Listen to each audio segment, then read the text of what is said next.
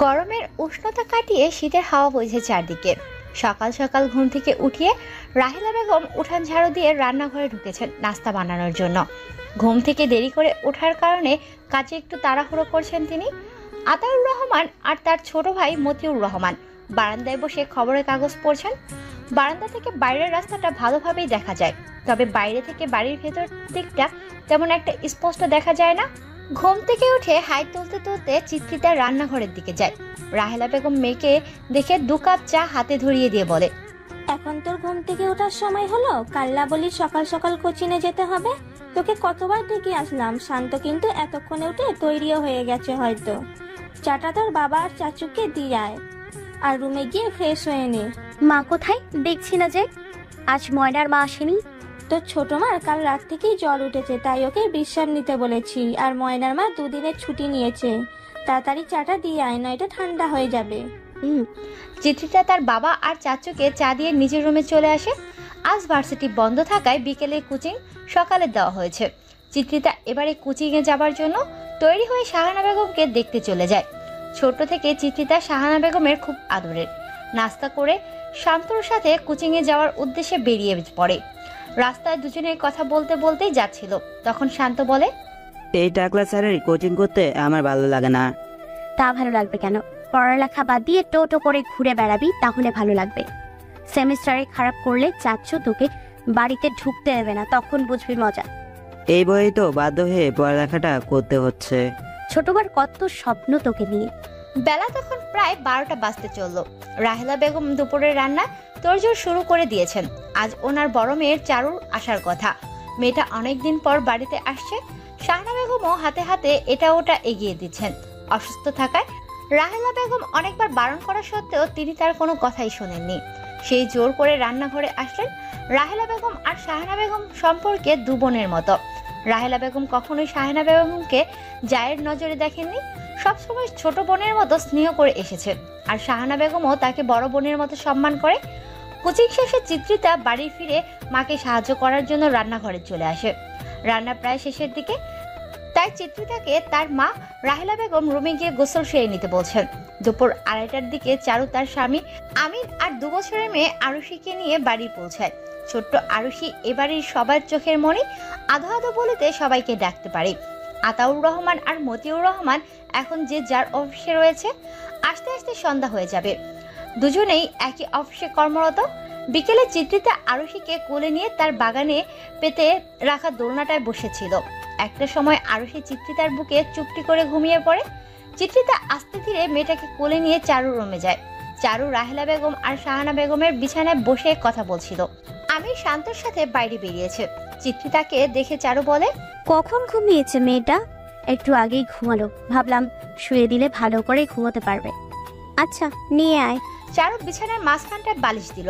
চিত্রিতা আরুষিকে বিছানায় শুইয়ে দিল।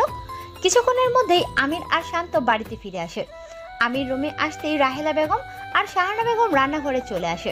চিত্রিতার নিজের রুমে যা ছিল, তখন রাহেলা বেগম 1 গ্লাস শরবত হাতে দিয়ে আমিরকে দিয়ে আসতে বলেন।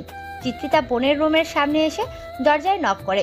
চারু রুমে আসতে বললে চিত্রিতা রুমের ভিতর গিয়ে আমিরের হাতে শরবতের গ্লাসটা দেয়। সন্ধ্যাবেলা আতাউর রহমান আর মতিউর রহমান একসঙ্গে বাড়িতে ফিরেছেন। এসেই আগে মেয়ে আর মেয়ে জামাইয়ের সাথে কুশল বিনিময় করে। আরুষিকে পেয়ে 2 ভাই যেন শৈশব ফিরে পেয়েছেন। রাতে সবাই একসাথে খেতে বসে নানা রকম কথাবার্তা বলছে।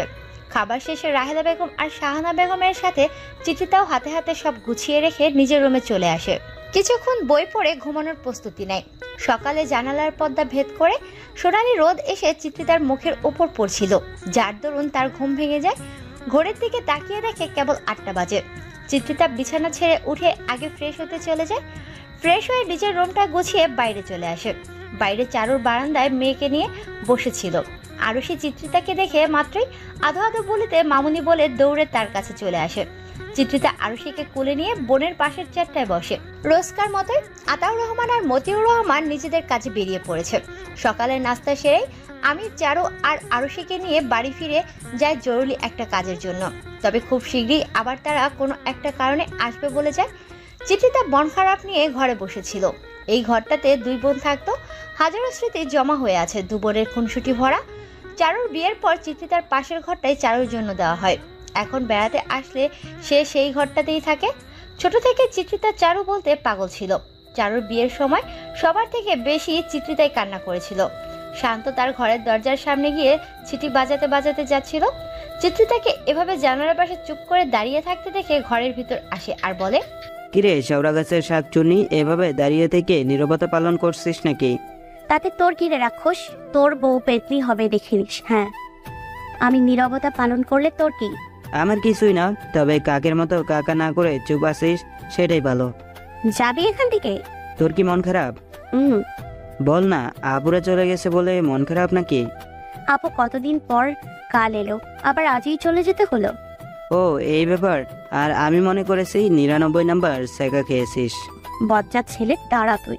বলে চিত্রিতা শান্তর পেছনে ছুটতে থাকে। চিতু, বলে যাস না আমি তোর বড় ভাই হই। তোর বড় ভাইয়ের আমি গোষ্ঠী গিলাই। ওদের চেঁচামেচি শুনে শাহানা বেগম চিত্রিতার ঘরে আসে। আর কি হয়েছে জানতে চাইলে চিত্রিতা ওনাকে বলে যে শান্ত তাকে বিরক্ত করেছে। মায়ের চোখ রাঙানো দেখে শান্ত সেখান থেকে চলে যায়। শাহানা বেগম চিত্রিতার মাথায় হাত রেখে বলে, দেখ, একদিনই কেমন বাড়িটা ফাঁকা ফাঁকা লাগছে। মেয়ে হলে একটাই জ্বালা, পরের ঘরে দিয়ে দিতে হয়। আমি কখনোই তোমাদের ছেড়ে কোথাও যাব না ছোট মা। তা বললে কি হয় পাগলি? মেয়ে বড় হলে তো পরের ঘরে পাঠাতেই হয়। আমি তোমাদের কাছে সব সময় ছোট্টতেই থাকতে চাই। হাত মুখ ধুয়ে নে, তোর মা গরম গরম পাকোড়া বানিয়েছে, তুই তো খেতে পছন্দ করিস, খাবি চল। শাহানা বেগম চিত্রিতার ঘর থেকে চলে যেতে চিত্রিতা ওয়াশরুমে চলে যায় ফ্রেশ হতে। চিত্রিতাদের বাড়িটা একতলার। বাড়ির সামনে উঠোনের পাশে ছোট্ট ফুলের বাগান, আর বাগানের পাশে গিয়ে গেটের রাস্তা। বাগানটা চিত্রিতার খুব শখের। বেশিরভাগ সময় সে বাগানে থাকা দোলনাটায় বসেই কাটায়। ফ্রেশ হয়ে এসে দেখে বসার ঘরে রাহেলা বেগম আর শাহানা বেগম চায়ের সঙ্গে পকোড়া খাচ্ছেন আর টিভি দেখছেন। শান্ত সোফায় বসে ফোনে কিছু একটা দেখছে। আতাউর রহমান আর মতিউর রহমান এখনো অফিস থেকে আসেননি। চিত্রিতাকে বসার ঘরে আসতে দেখে শান্ত টিটকারি করে বলে, অমনি গন্ধে গন্ধে চলে এলি। চুপ থাক। শুরু হয়ে গেছে সাপে নেউলের ঝগড়া।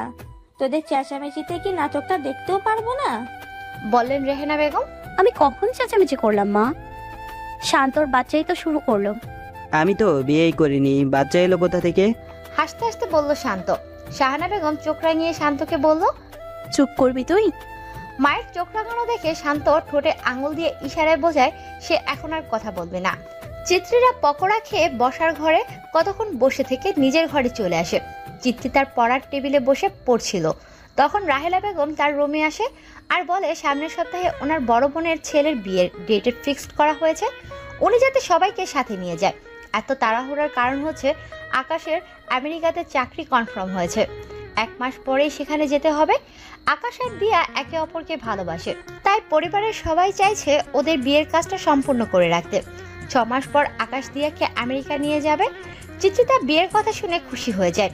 খুশিতে মাকে জড়িয়ে ধরে বলে, যাক, অনেকদিন পর একটা বিয়ে খাওয়া যাবে। বাড়িতে একথা জানলে আতাউর রহমান বললেন গায়ে হলুদের আগের দিন যাবেন পরিবারের সবাই মিলে। চারুকে ফোন করেও একথা জানিয়ে দেওয়া হয়েছে, তবে চারুর দেবর সেদিন দেশে আসছে বলে ওরা যেতে পারবে না জানায়। চারু যেতে পারবে না শুনে চিঠিতার বেশ মন খারাপ হয়, কারণ চারুর সাথে থাকলে সে যে কোনো জায়গাতেই কমফোর্টেবল ফিল করে। পরের দিন চিত্রিতা ক্লাসরুমে বসে আছে, সাথে তার 2 বান্ধবী সৃষ্টি আর মৌমিতা, দুজনেই হিন্দু ধর্মের। শান্ত অপর পাশে তার বন্ধুদের সাথে বসেছে। মাহবুব স্যার নিজের মতো করে লেকচার দিয়ে যাচ্ছেন, তবে ওদের ক্লাস করার প্রতি কোনো মনোযোগ নেই। লোকটা ভীষণ রাগী।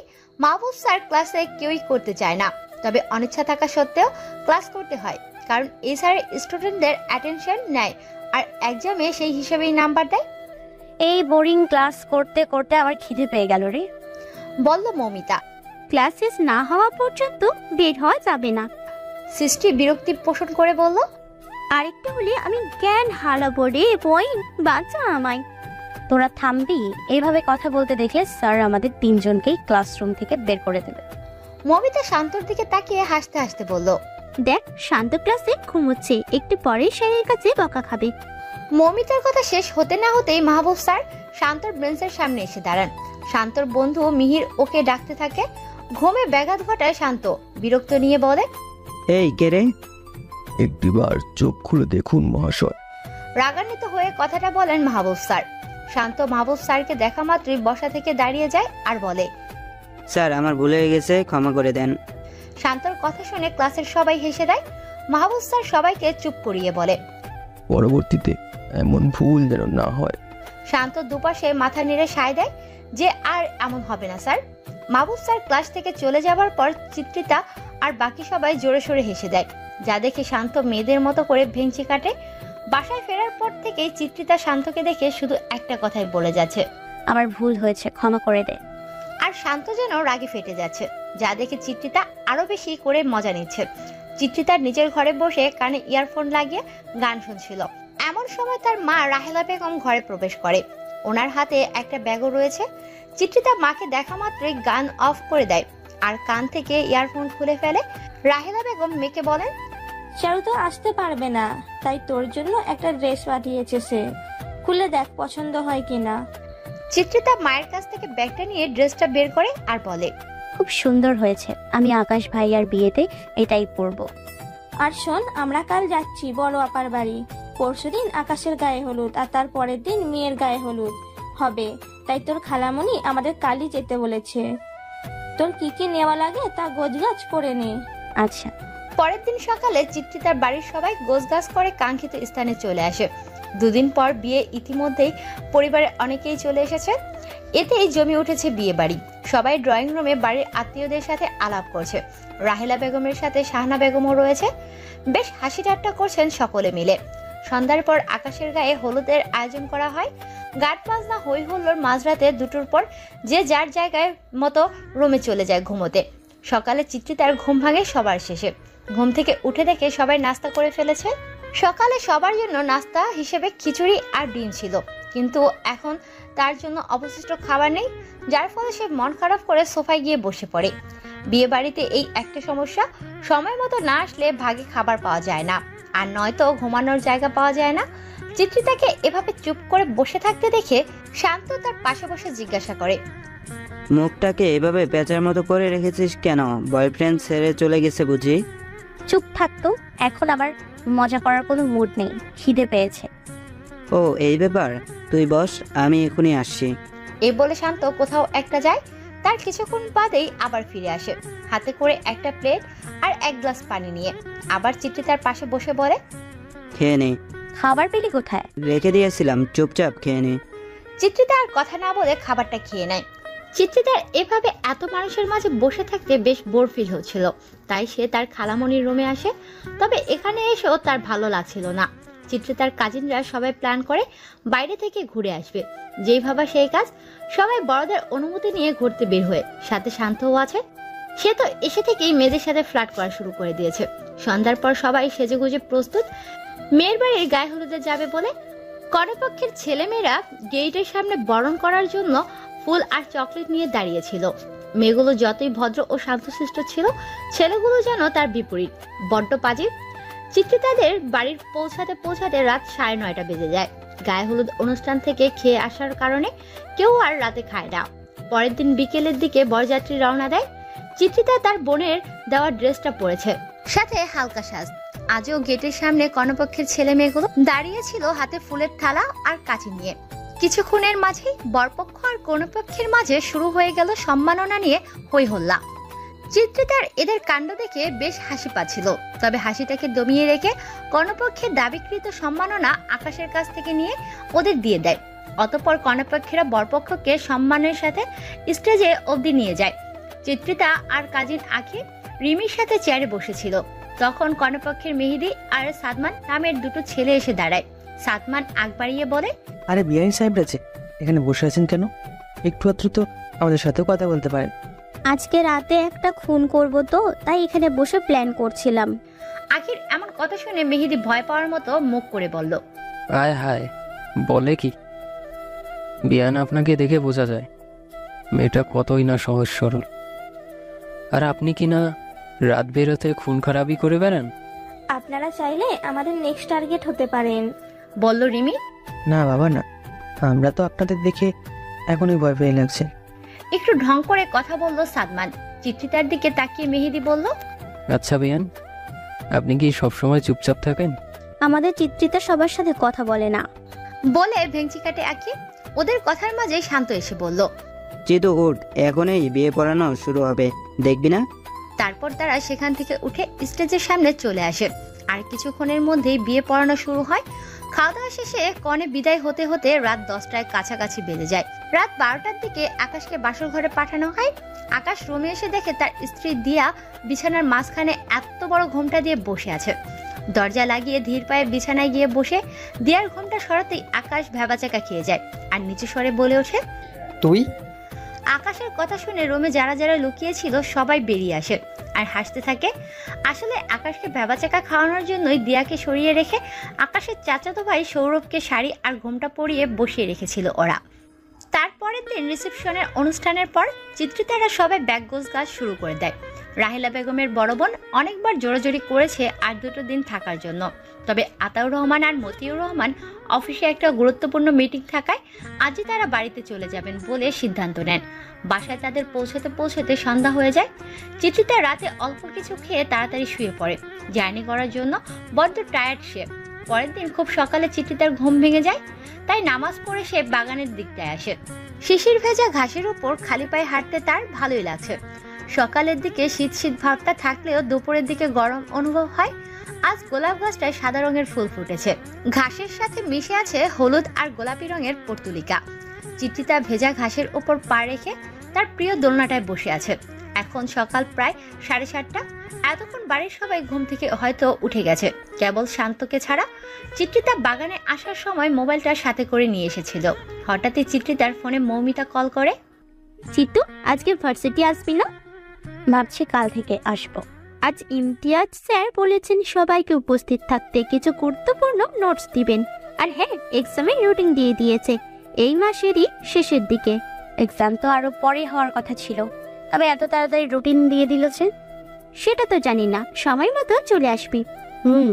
মৌমিতার সাথে কথা শেষ করে চিত্রিতা বাড়ির ভিতরে চলে আসে। রাহেলা বেগম আর শাহানা বেগম রান্নাঘরে সকালের নাস্তার ব্যবস্থা করছেন। বাইরে থেকে চিত্রিতার ঘরে যেতে হলে রান্নাঘরের সামনে দিয়ে যেতে হয়। রাহেলা বেগম চিত্রিতা বাইরে থেকে ঘরের দিকে যেতে দেখে বলেন, আজ এত তাড়াতাড়ি ঘুম ভেঙে গেল যে? কাল তাড়াতাড়ি ঘুমিয়ে পড়ার জন্য, আর খুব সকালেই ঘুম ভেঙে গেছে। ঘরে বসে থাকতে ভালো লাগছিল না, তাই বাগানে গিয়েছিলাম। ঘরে গিয়ে ফ্রেশ হয়ে আয়, চা বানিয়ে দিচ্ছি। আচ্ছা। চিত্রিতা তার ঘরে এসে ফ্রেশ হয়ে ভার্সিটি যাওয়ার জন্য তৈরি হয়ে নেয়। নাস্তা করে সকালে 9:30টার দিকে শান্ত চিত্রিতাকে নিয়ে বেরিয়ে পড়ে বাইক নিয়ে। ইমতিয়াজ স্যারের দেওয়া নোটসগুলো কালেক্ট করে রাখে। সামনেই ওদের 2য় বর্ষের ইয়ার ফাইনাল এক্সাম। ভার্সিটির মাঠের দিকে চিত্রিতা একটা গাছের নিচে বসেছিল, সাথে মৌমিতা আর সৃষ্টিও।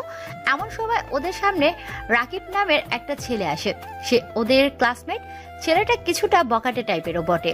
মেয়েদের সাথে ফ্লার্ট করাই যেন তার একমাত্র কাজ। রাকিবকে সামনে দেখে ওদের চোখ মুখে বিরক্তির ছাপ ফুটে উঠেছে। সৃষ্টির চোখ ছোট ছোট করে জিজ্ঞেস করে, রাকিব কেন এখানে এসেছে? রাকিব কিছু বলার জন্য সামনে এগোতেই পা পিছলে পড়ে যায়, আর তার সারা মুখে কাদায় ছড়াছড়ি। গাছে পানি দেওয়ার কারণে মূলত জায়গাটা কাদা তৈরি হয়েছে। রাকিবের এমন অবস্থা দেখে ওদের হাসতে হাসতে প্রায় পেট ব্যথা হওয়ার উপক্রম।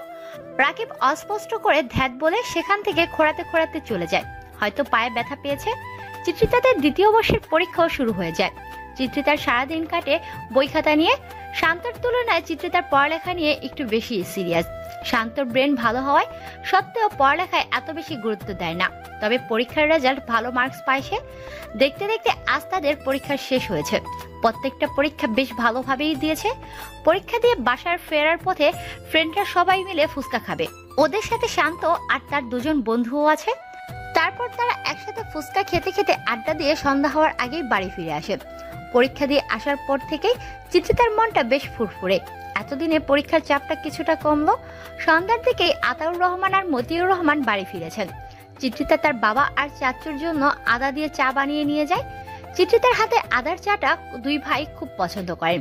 রাহেলা বেগম আর শাহানা বেগম তখন সোফায় আরেক পাশে বসে তাদের প্রিয় সিরিয়াল দেখছিল। শান্ত এক পাশে বসে ফোন টিপছিল।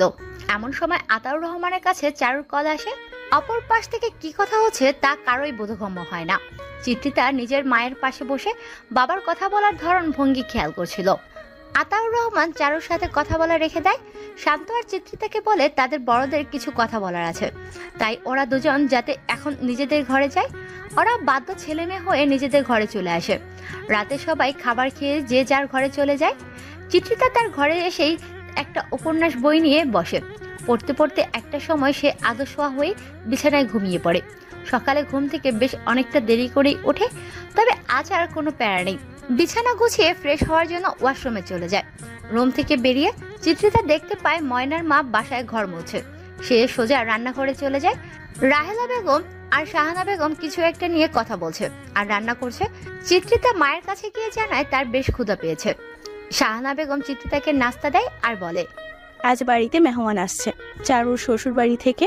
হঠাৎ করে তারা আসবে কেন? তারা তোকে দেখতে আসবে।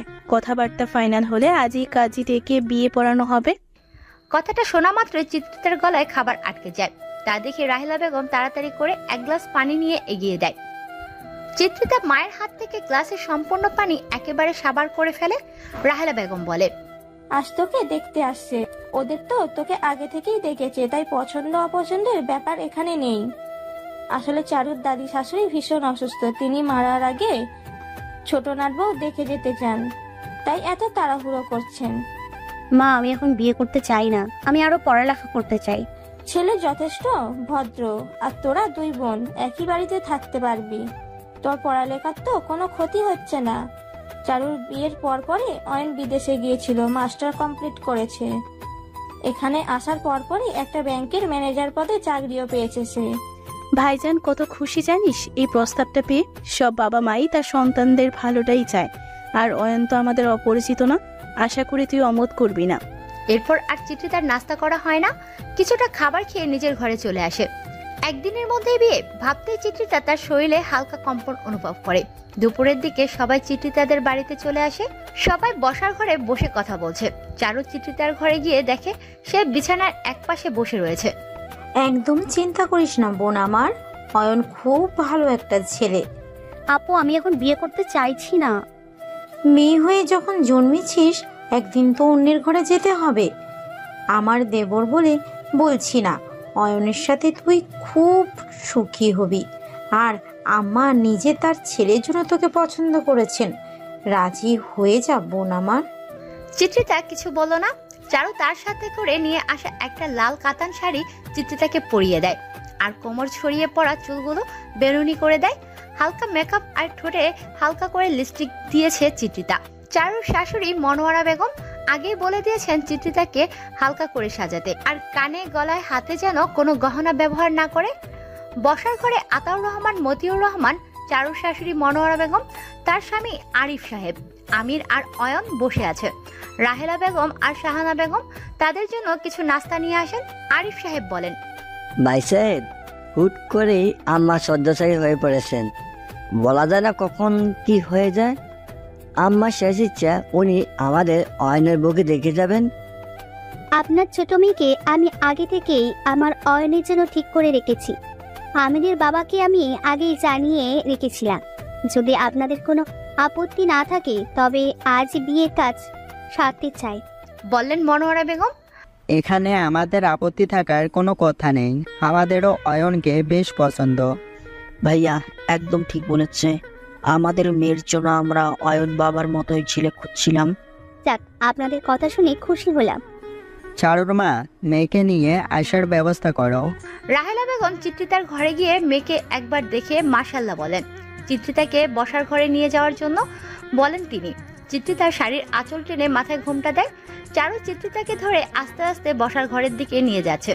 চিত্রিতা এক পা দুপা করে যতই সামনের দিকে এগিয়ে যাচ্ছে ততই যেন তার হৃৎপিণ্ডের ধুকপুকানি বেড়ে যাচ্ছে। অয়ন নামক গম্ভীর ছেলেটার সাথে আজ তার বিয়ে হবে, যার সাথে তার কোনো কালে কথাই হয়নি। যতবারই ওদের দেখা হয়েছে ততবারই অয়ন চুপচাপই থাকতো। এই জন্য একবার চিত্রিতা অয়নকে নির্বিকার বাদর নামের উপাধি দিয়েছিল। কিছুক্ষণ পর সেই নির্বিকার বাদরই তার অর্ধাঙ্গ হবে। আচ্ছা, অয়ন কি তাকে পছন্দ করবে? এসব ভাবতে ভাবতেই চারু চিত্রিতাকে নিয়ে বসার ঘরে চলে আসে। চিত্রিতা সবাইকে সালাম জানিয়ে চারুর পাশেই দাঁড়িয়ে থাকে। মনোয়ারা বেগম চিত্রিতাকে ওনার পাশেই নিয়ে এসে বসান আর সাথে করে নিয়ে আসা কিছু গহনা চিত্রিতাকে যত্ন সহকারে পরিয়ে দেন। কিছুক্ষণ পরে শান্ত কাজী সাহেবকে সাথে করে নিয়ে আসে। চিত্রিতার হৃৎপিণ্ড হঠাৎ করে আরো বেশি ধুকপুক করতে শুরু করলো। কাজী সাহেব বিয়ে পড়ানো শুরু করলেন। কবুল বলার মুহূর্তে চিত্রিতা নিঃশব্দে কেঁদে দিয়েছিল। বিয়ে পড়ানো হলে সবাই মিষ্টি মুখ করে। সারাটা সময় সে মাথা নিচু করেছিল। রাহেলা বেগমও কাঁদছিলেন। বড় মেয়ের মতো ছোট মেয়েও কদিন পরে পরের ঘরে চলে যাবে। সবাই একত্রে খাওয়া দাওয়া করে বিকেলের পর অয়ন তার পরিবার নিয়ে চলে যায়। এই সপ্তাহের মধ্যেই চিত্রিতাকে তারা সবাইকে জানিয়ে বউ সাজিয়ে ঘরে তুলবে। তারা চলে যাওয়ার পরপরই চিত্রিতা তার ঘরে চলে আসে। ঘরের দক্ষিণ দিকে থাকা জানালা থেকে হঠাৎ হাওয়া বইছে। চিত্রিতার শরীরে জড়ানো চাদরটাকে আরো ভালো করে জড়িয়ে নেয়। একটু পরেই আজান পড়বে।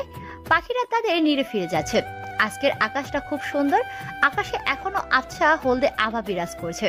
আজ যেন চিত্রিতার মাঝে এক অপ্রত্যাশিত লজ্জা একদম জেঁকে বসেছিল। কথা তো দূরে থাক, লজ্জায় মাথা উপরের দিকে তোলার সাহসই হচ্ছিল না তার। সারাক্ষণ মাথা নিচু করেই রেখেছে সে। দূর থেকে আজানের ধ্বনি শোনা যাচ্ছে। আজান পড়ে গেছে, তাই সে ওয়াশরুমে চলে যায় অজু করতে। চিত্রিতা অজু করে এসে নামাজ আদায় করে নেয়। বিছানায় বসে হাতের আংটিটার দিকে তাকিয়ে দেখছিল চিত্রিতা, কারণ এই আংটিটায় অয়ন তাকে পরিয়ে দিয়েছে। মনোয়ারা বেগম তার সাথে আনা বালা, চেন, ঝুমকো আর নাকফুলটাই পরিয়েছিলেন। চিত্রিতার ভাবনার মাঝেই শান্ত এসে ওর হাতে ফোন দিয়ে যায়। মনোয়ারা বেগম চিত্রিতার সাথে কথা বলবেন বলে চিত্রিতা ফোনটাকে কানের কাছে নিয়ে বলে, আসসালামু আলাইকুম আন্টি। ওয়ালাইকুম আসসালাম। এখন আন্টি বলছো মেনে নিলাম, তবে আমি যখন আমার বাড়ির বউকে নিয়ে আসবো তখন যেন আম্মা বলে ডাকা হয়, মনে থাকবে? জি। এরপর আরো কিছুক্ষণ মনোয়ারা বেগম চিত্রিতার সাথে কথা বলে নেন। ঈশার নামাজের পর থেকেই চিত্রিতার প্রচন্ড মাথা ব্যথা হচ্ছে, যার কারণে সে খেতেও যায়নি। রাহেলা বেগম টেবিলে খাবার পরিবেশন করছেন। এই ফাঁকে শাহানা বেগম চিত্রিতার জন্য ঘরে খাবার নিয়ে যান। তারপর নিজ হাতে তাকে খাইয়ে দিয়ে চলে আসেন। চিত্রিতা একটা মাথা ব্যথার ট্যাবলেট খেয়ে শুয়ে থাকে, ঘুমানোর চেষ্টা করছে চিত্রিতা, তবে তার কিছুতেই ঘুম আসছে না। হঠাৎ ফোনের ভাইব্রেশনের আর আওয়াজের কারণে সে শোয়া থেকে উঠে বসে। ফোনের স্ক্রিনে তাকিয়ে দেখে একটা আননোন নাম্বার থেকে কল এসেছে। সে রিসিভ না করে ফোনটা বালিশের পাশে রেখে দেয়। পরপর 3 বার কল বেজে বেজে কেটে গেল। চিত্রিতা চতুর্থবারের বেলায় কল রিসিভ করে। আসসালামু আলাইকুম, কে বলছেন? ওয়ালাইকুম আসসালাম। আমি অয়ন। ঘুমিয়ে পড়েছিলে নাকি? চিত্রিতা কিছুটা চকিত নজরে ফোনের স্ক্রিনে তাকায় আর ভাবতে থাকে ওনাকে আবার কে তার মোবাইল নাম্বার দিল। হয়তো শান্ত দিয়েছে। অয়নের সাথে কথা বলতে তার ভেতরে কেমন নার্ভাসনেস কাজ করছে। ধীরে ধীরে সে যেন আরো লজ্জার চাদরে ঢেকে যাচ্ছে। চিত্রিতাকে চুপ করে থাকতে দেখে অয়ন বলে, হ্যালো চিত্রিতা, তুমি আছো? চিত্রিতার গলা দিয়ে যেন কোনো আওয়াজই বের হতে চাইছে না, তাই কিছুটা অস্পষ্ট ভাবে বলল, জি। কথা বলছো না যে? আর সারাক্ষণ তুমি যেভাবে মাথা নিচু করেছিলে, আমি ভেবেছি তুমি মাথা নিচু করে রাখার প্রতিযোগিতায় নাম দিয়েছো। আমার বউকে একটাবার ভালো করে দেখার সুযোগটাও পেলাম না। চিত্রিতা কিছুটা মন খারাপের সুরে বলল, আপনি আমাকে দেখেননি? দেখতে আর পেলাম কই। আজ আমি মাত্র 3 ঘন্টার ছুটি নিয়ে তোমাদের বাড়িতে এসেছিলাম। বিয়ের জন্য কিছুদিনের ছুটি নেওয়া হবে, তাই তোমাদের বাড়ি থেকে সোজা ব্যাংকে চলে আসছিলাম। ও, খাওয়া দাওয়া করছেন? হ্যাঁ, একটু আগেই খেয়েছি। তারপর তোমাকে কল দিলাম। অবশ্য তোমার নাম্বার কালই শান্ত আমাকে টেক্সট করে দিয়েছিল। মা অবশ্য একটাবার বলেছিল কথা বলার জন্য। কাল কল দিলে মনে হতো আমি কোনো বড় নারীকে কল করেছি, তবে আজ আমার তা একদমই মনে হচ্ছে না, কারণ আমি এখন যার সাথে কথা বলছি সে আমার অর্ধাঙ্গিনী, একান্তই আমার ব্যক্তিগত। চিত্রিতা অয়নের কথাগুলো শুনে মনে মনে ভাবছে, এই লোকটাকে তো সে কখনোই এত ফ্রি হয়ে কারোর সাথে কথা বলতে দেখেনি। তবে আজ কেন নির্দ্বিধায় এত কথা বলছে? নাকি সে তার অর্ধাঙ্গিনীর সাথে অব্যক্ত কথাগুলোকে প্রকাশ করার চেষ্টা করছে? অয়নের বলা কথাগুলো পুনরায় মনে পড়তেই চিত্রিতার হৃদয়ে এক অপরিচিত ভালো লাগা দোলা দিয়ে গেল। চিত্রিতা কাতা মুড়ি দিয়ে শুয়ে পড়ল। পরের দিন সকালে, শীতকালের সকালে রোদটা ভারী মিষ্টি লাগে।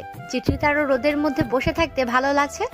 এখনো তেমন শীত পড়েনি, তবে রাতে ঘুমানোর সময় কাঁথা লাগেই। রাহেলা বেগম মেয়ের চুলে আমলকি আর পেঁয়াজ বেটে দিয়েছেন। চিত্রিতার চুলে কিছুদিন ধরে খুশকি হয়েছে, এটা তার হেয়ার টনিক। যখনই চুলে খুশকি হয় তখন আমলকি আর পেঁয়াজ বেটে দিতেই খুশকি উধাও হয়ে যায়। চিত্রিতা গোসল সেরে এসে ফোন ঘাটতে ঘাটতে চুল শুকাচ্ছিল। চুল বেয়ে এখনো টপ টপ করে পানি পড়ছে। চিত্রিতা আর মৌমিতা মেসেঞ্জার গ্রুপে কল করেছে। চিত্রিতা কল রিসিভ করে আর অপর পাশ থেকে হুড়মুড় করে সৃষ্টি বলে, এই কি শুনছি চিত্ত, কাল নাকি তোর বিয়ে হয়ে গেছে? শান্ত বলল আজ সকালে। হাই কপাল, ট্রিটটা মিস করে গেলাম। আমার বিয়ে আর আমিই জেনেছি। বিয়ের দিন সকালে ভাবা যায় বল? শোন না, ক্যামেরাটা অন কর না, তোকে দেখি। মৌমিতা বলল, আমাকে আগে কখনো দেখিসনি? শুনেছি বিয়ে হয়ে গেলে মেয়েরা সুন্দর হয়ে যায়। মৌমিতার কথা শেষ হবার আগে চিত্রিতা ক্যামেরা অন করে দেয়। চিত্রিতাকে দেখা মাত্রই সৃষ্টি বলে, হাই, কিসে কি নজর না লাগে। চিতু, তোকে তো একদম বউ বউ লাগছে রে। ঈশ্বরের কাছে প্রার্থনা করি তোদের বিবাহিত জীবন সুখের কাটুক। চিত্রিতা কল কেটে দিয়ে বিছানায় বসে উপন্যাসের বই পড়ছিল। তখনই শাহানা বেগম ওর ঘরে আসে। চিত্রিতার দিকে একবার তাকিয়ে বলেন, চিত্রিতা মা, বসার ঘরে আই তো। কেন ছোট মা? তোর শাশুড়ি এসেছেন, সাথে তার ননদ আর তার মেয়েও এসেছে। আচ্ছা চল, যাচ্ছি। চিত্রিতার মাথায় ওড়না জড়িয়ে তার ছোট মার সাথে বসার ঘরে আসে।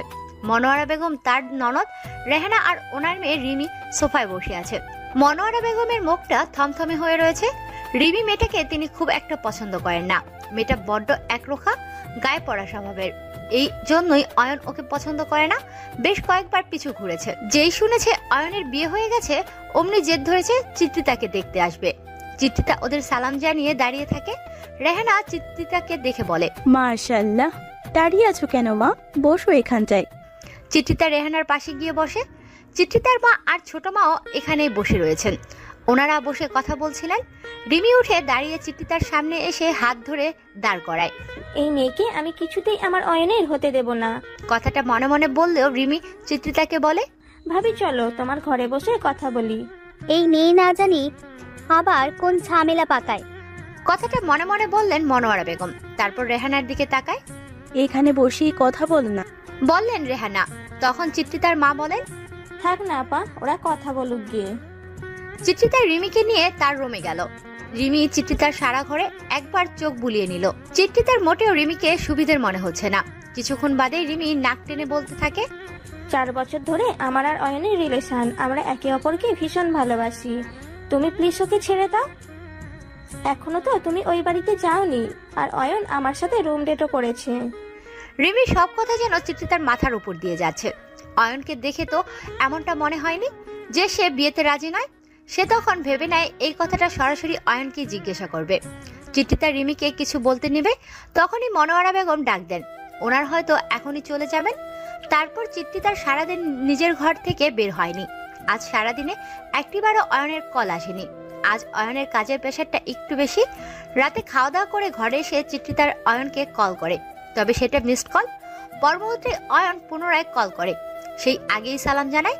চিত্রিতা সালামের উত্তর নিয়ে কিছুক্ষণ কথা বলে তারপর রিমির বলা সবগুলো কথা অয়নকে জানায়। ছোট থেকে রিমি খুব একরোখা টাইপের। যেটা ওর পছন্দ হয় সেটা চাই। ওর গায়ে পড়া স্বভাব আমার কোনো কালেই পছন্দ ছিল না। কতবার বারণ করেছি শোনেনি। একবার তো থাপ্পড়ও মেরেছিলাম। এমনকি মার ফুপিও বোঝানোর চেষ্টা করেছে, কোনো কাজ হয়নি। ওনার কথাগুলো কেন জানি আমার একটাও বিশ্বাস হয়নি, তাই তো আপনার কাছেই সরাসরি জিজ্ঞেস করলাম। আমি চাই তুমি তোমার সব কথা আমার সাথে শেয়ার করো। আমাকে নিয়ে যদি তোমার মনে কখনো কোনো প্রশ্ন জমা হয়, তবে সেটা একান্তই আমাকে জানাবে। অবশ্যই আমি তো ক্লিয়ার করে দেব। খাওয়া দাওয়া করেছো? একটু আগে খেয়েছি, আপনি খেয়েছেন? খাওয়া দাওয়া করে ঘরে এসেই তোমাকে কল ব্যাক করেছি। রাতে কথা বলতে বলতে কখন যে চিত্রিতা ঘুমিয়ে পড়েছে। অপর পাশ থেকে চিত্রিতার কোনো সারা শব্দ না পেয়ে অয়ন মুস্কি এসে কল কেটে দিয়ে নিজেও ঘুমিয়ে পড়ে। সকালে ঘুম থেকে উঠেই অয়ন তার মায়ের ঘরে যায়। তারপর রিমির সব কার্যকলাপ মায়ের কাছে বলে।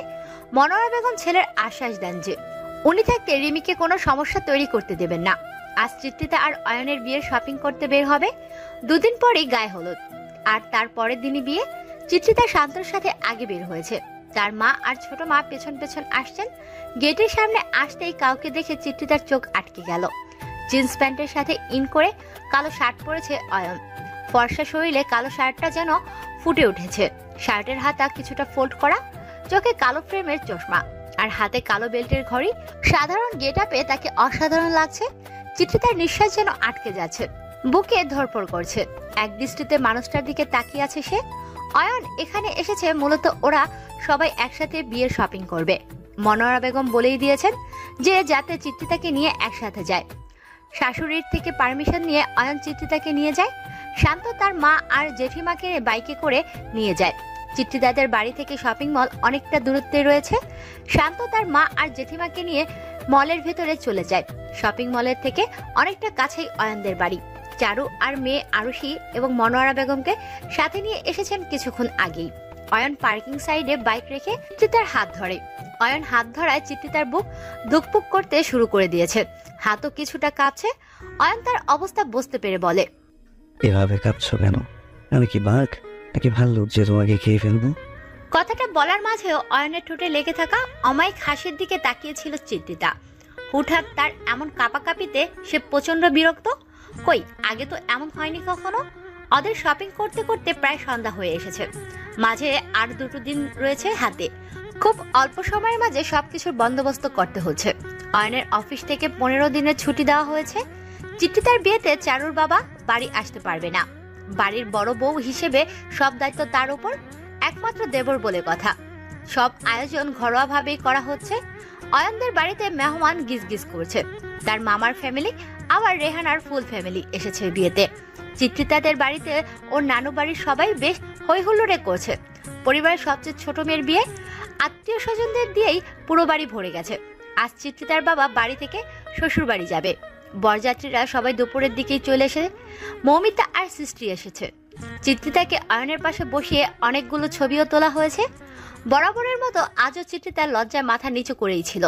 দুজনে কিছু সুন্দর মুহূর্ত ছবি তোলার জন্য সৃষ্টি চিত্রাকে জোর করে কিছু পোজ দিতে বলে। চোখে চোখ রেখে হাতে হাত রেখে কিছু ছবি তোলা হয়। দুজন দম্পতির ঈশার নামাজ পড়ে রাত 8:30টার দিকে ওরা রওনা দেয়। প্রিয়জন চেনা পরিবেশ ছেড়ে এক নতুন পরিবেশে যাচ্ছে চিত্রিতা। খুব কাঁদছে মেয়েটা, সাথে তার পরিবারও। শান্ত আজ খুব কাঁদছে। আদরের বোনটা দূরে চলে যাচ্ছে। চাইলেও আর আগের মতো দুষ্টুমি ভরা খুনসুটিগুলো করা যাবে না। আতাউর রহমান 2 মেয়েকে একই সংসারে দিয়ে নিশ্চিন্ত। অয়নের সাথে চিত্রিতার বিয়ে হলে যে মেয়ে সুখেই থাকবে তা ওনার অজানা নয়। তবুও মেয়েকে পরের ঘরে পাঠাতে কাঁদে বাবা মায়ের মন। তবে কেঁদে কি লাভ? এটাই তো সমাজের নিয়ম। রাস্তায় জ্যাম থাকার কারণে ওদের বাড়িতে পৌঁছাতে রাত 10টা বেজে যায়। মনোয়ারা বেগম খুশি মনে ছেলের বউকে বরণ করে ঘরে তোলেন। চারু চিত্রিতার কিছু খাবার খাইয়ে দেয়। চারু চিত্রিতাকে নিজের ঘরে নিয়ে গিয়ে তার হাত মুখ ধুয়ে একটা লাল জামদানি শাড়ি পরিয়ে দেয়। চারু যখন চিত্রিতাকে সাজিয়ে দিতে যাবে তখন চিত্রিতার লজ্জায় লাল নীল হওয়ার উপক্রম। তারপর অয়নের ঘরে নিয়ে গিয়ে বিছানায় বসায়। রাতে অয়ন তার ঘরে ঢুকে দেখে চিত্রিতা তার বিছানার এক পাশে বসে আছে, মাথায় ঘোমটা দিয়ে। দরজা আটকে দিয়ে সে চিত্রিতার পাশে গিয়ে বসে। মাথায় থাকা ঘোমটার খানা সরিয়ে দিয়ে তার মুখ পানে তাকায়। এক মুহূর্তে চিত্রিতার মনে হচ্ছে তার দমটা যেন আটকে গেছে। আজ তাদের বাসর রাত ভাবতেই তার হাত পা কাঁপতে শুরু করেছে। অয়ন চিত্রিতার দিকে পূর্ণ দৃষ্টিতে তাকায়। খেয়াল করে মেয়েটা কাঁপছে। মুখে বরাবরের মতোই মুস্কি হাসির রেখা টেনে চিত্রিতার হাত দুটো আগলে নেয়। হঠাৎ করে হাত ধরায় চিত্রিতা কিছুটা চমকে ওঠে। পরক্ষণে আবার নিজেকে সামলে নেয়। এই প্রথম কোনো পুরুষ তার হাত ধরলো, যে কিনা তার স্বামী, তার অর্ধাঙ্গ। এভাবে কাঁপছো কেন? তুমি কি আমাকে ভয় পাচ্ছ? জি। আমাকে ভয় পেতে হবে কেন? আমি কি বাঘ নাকি ভাল্লুক? খেয়ে ফেলবো কি তোমায়? আসলে খুব নার্ভাসনেস কাজ করছে। অস্পষ্ট করে বলে চিত্রিতা। চলো আমার সাথে। কথাটা বলে অয়ন চিত্রিতার হাত ধরে তার ঘরের বারান্দায় নিয়ে যায়। চিত্রিতাকে দাঁড় করিয়ে রেখে অয়ন আবার ঘরে ফিরে আসে। আকাশের পূর্ণ চাঁদের এক অদ্ভুত সৌন্দর্য ফুটে উঠেছে। চারদিকে যেন চাঁদের আলোর খেলা চলছে। প্রিয়জনের সাথে জ্যোৎস্না বিলাস করার মতো রোমাঞ্চকর মুহূর্ত আর হয় না।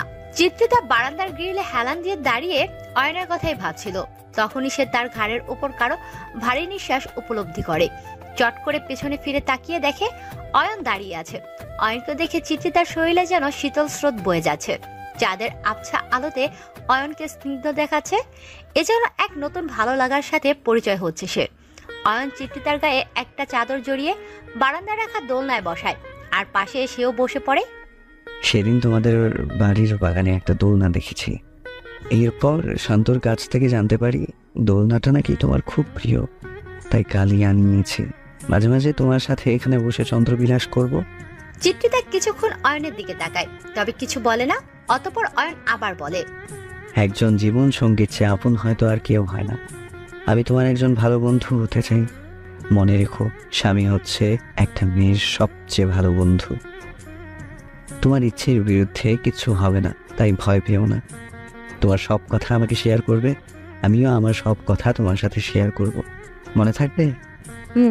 চন্দ্রবিলাসে পাশাপাশি কথা বলতে বলতে একটা সময় চিত্রিতা অয়নের কাঁধে মাথা রেখে ঘুমিয়ে পড়ে।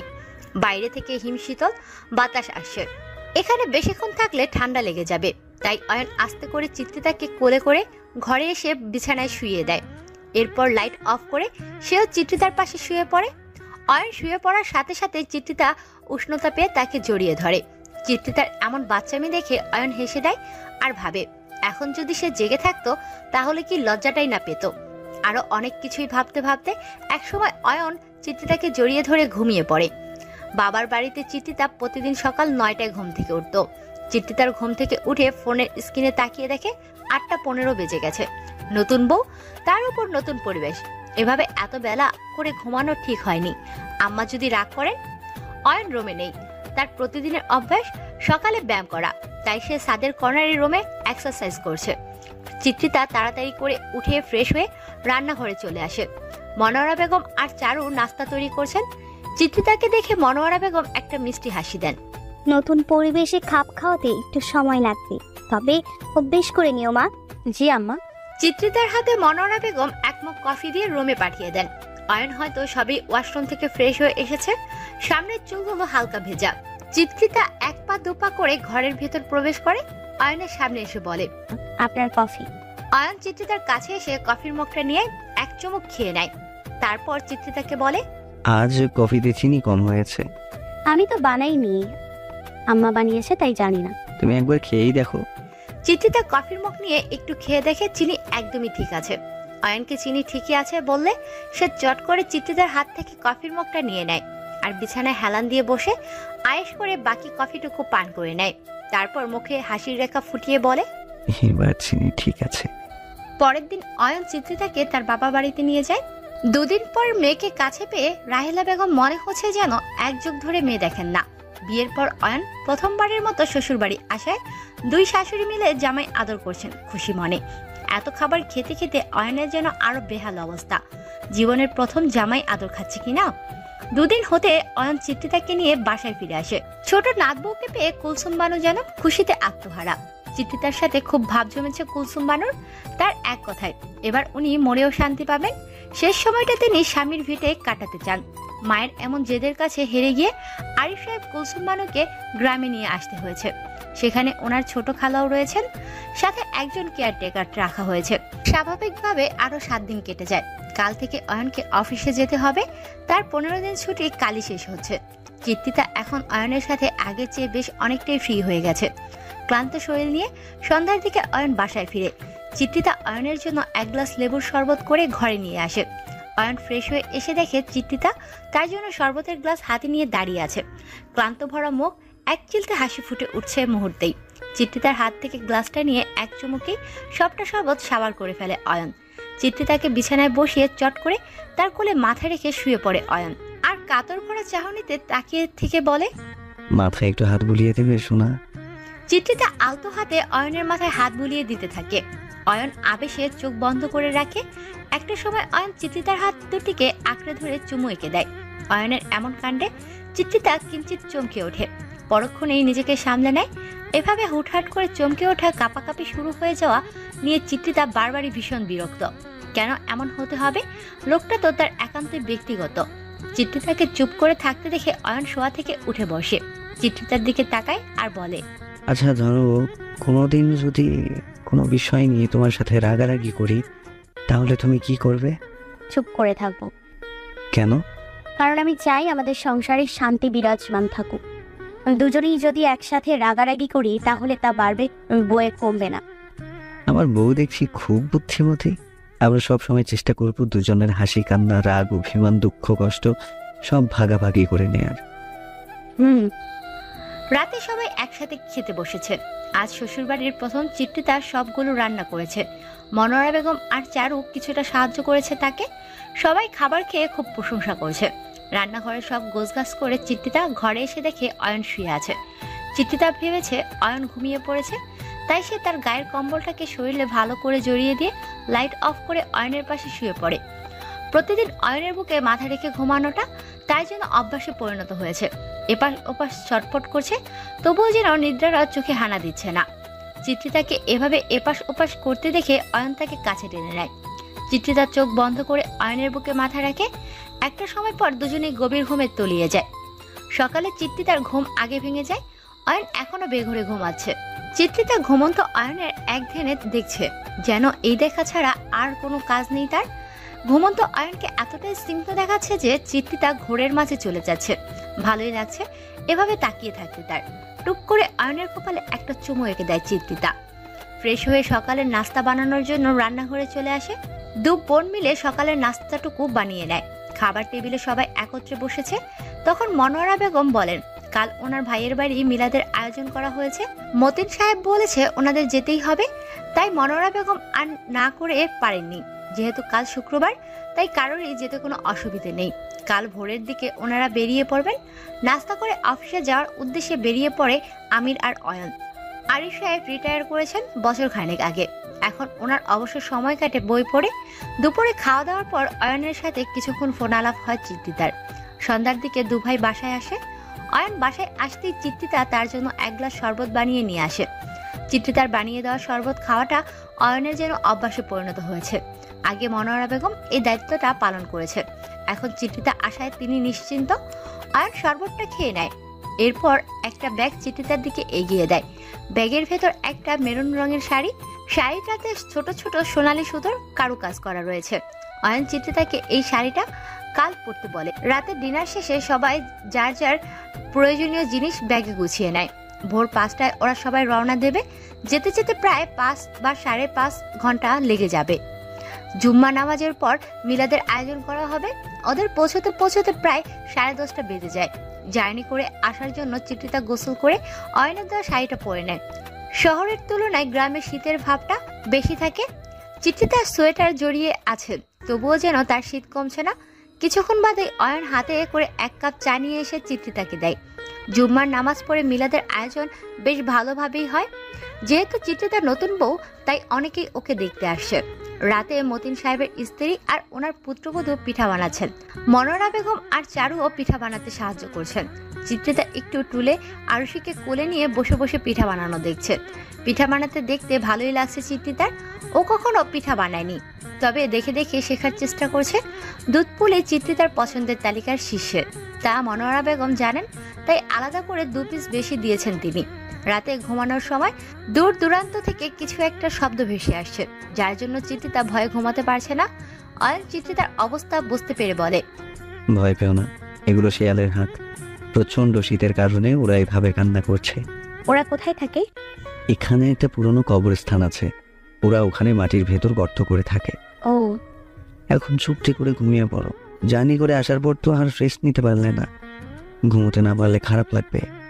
চিত্রিতা ল্যাপ মুড়ি দিয়ে বিড়াল ছাড়ার মতো শুয়ে আছে, আর অয়ন আলতো হাতে চিত্রিতার মাথায় হাত বুলিয়ে দিচ্ছে। সকালে খুব ভোরে চিত্রিতার ঘুম ভেঙে যায়। বিছানা ছেড়ে উঠেই বন্ধ জানালা খুলে দেয়। কুয়াশার কারণে বাইরের কিছুই দেখা যাচ্ছে না। বাইরে থেকে হিমশীতল বাতাস ঘরে প্রবেশ করছে। চিত্রিতার ইচ্ছে করছে এই কুয়াশার মাঝে বাইরে হাঁটতে বের হবে, শিশির ভেজা ঘাসের উপর পা ভেজাতে। এই সমস্ত ভাবনার মাঝেই অয়ন চিত্রিতার কাঁধে হাত রাখে। আপনি উঠে পড়েছেন? বাইরে হাঁটতে বের হবে? হ্যাঁ, এই কুয়াশার মাঝে বাইরে হাঁটতে ইচ্ছে করছেন। আচ্ছা চলো তাহলে, মাস্ক পরে নিও, কুয়াশা নাকে গেলে ঠান্ডা লেগে যেতে পারে। ঠিক আছে। অয়ন তার জ্যাকেট পরে চিত্রিতাকে নিয়ে বেরিয়ে আসে। চিত্রিতাকে গ্রামের আশপাশটা ঘুরিয়ে দেখাবে। এখানে সে আরো 3 বছর আগে এসেছিল। সময়ের সাথে সাথে পরিবেশটাও পরিবর্তন হতে থাকে। আগে যে জায়গায় গাছপালা ছিল, সেখানে এখন মানুষ ঘরবাড়ি তৈরি করে ফেলেছে। চিত্রিতা তার পায়ের জুতো খুলে হাতে নিয়ে ঘাসের উপর দিয়ে খালি পায়ে হাঁটতে থাকে। অয়ন চিত্রিতার কান্দর দেখছে। ওদের সামনে দিয়ে একটা ছেলে মাটির কলসে করে কিছু একটা নিয়ে যাচ্ছিল। অয়ন ছেলেটাকে দাঁড়াতে বলে, আর ইশারা করতেই ছেলেটা একটা গ্লাসে পানীয় কিছু একটা চিত্রিতার হাতে দেয়। চিত্রিতা ইশারা জানতে চায় এটা কি। তখন অয়ন বলে এটা খেজুরের রস।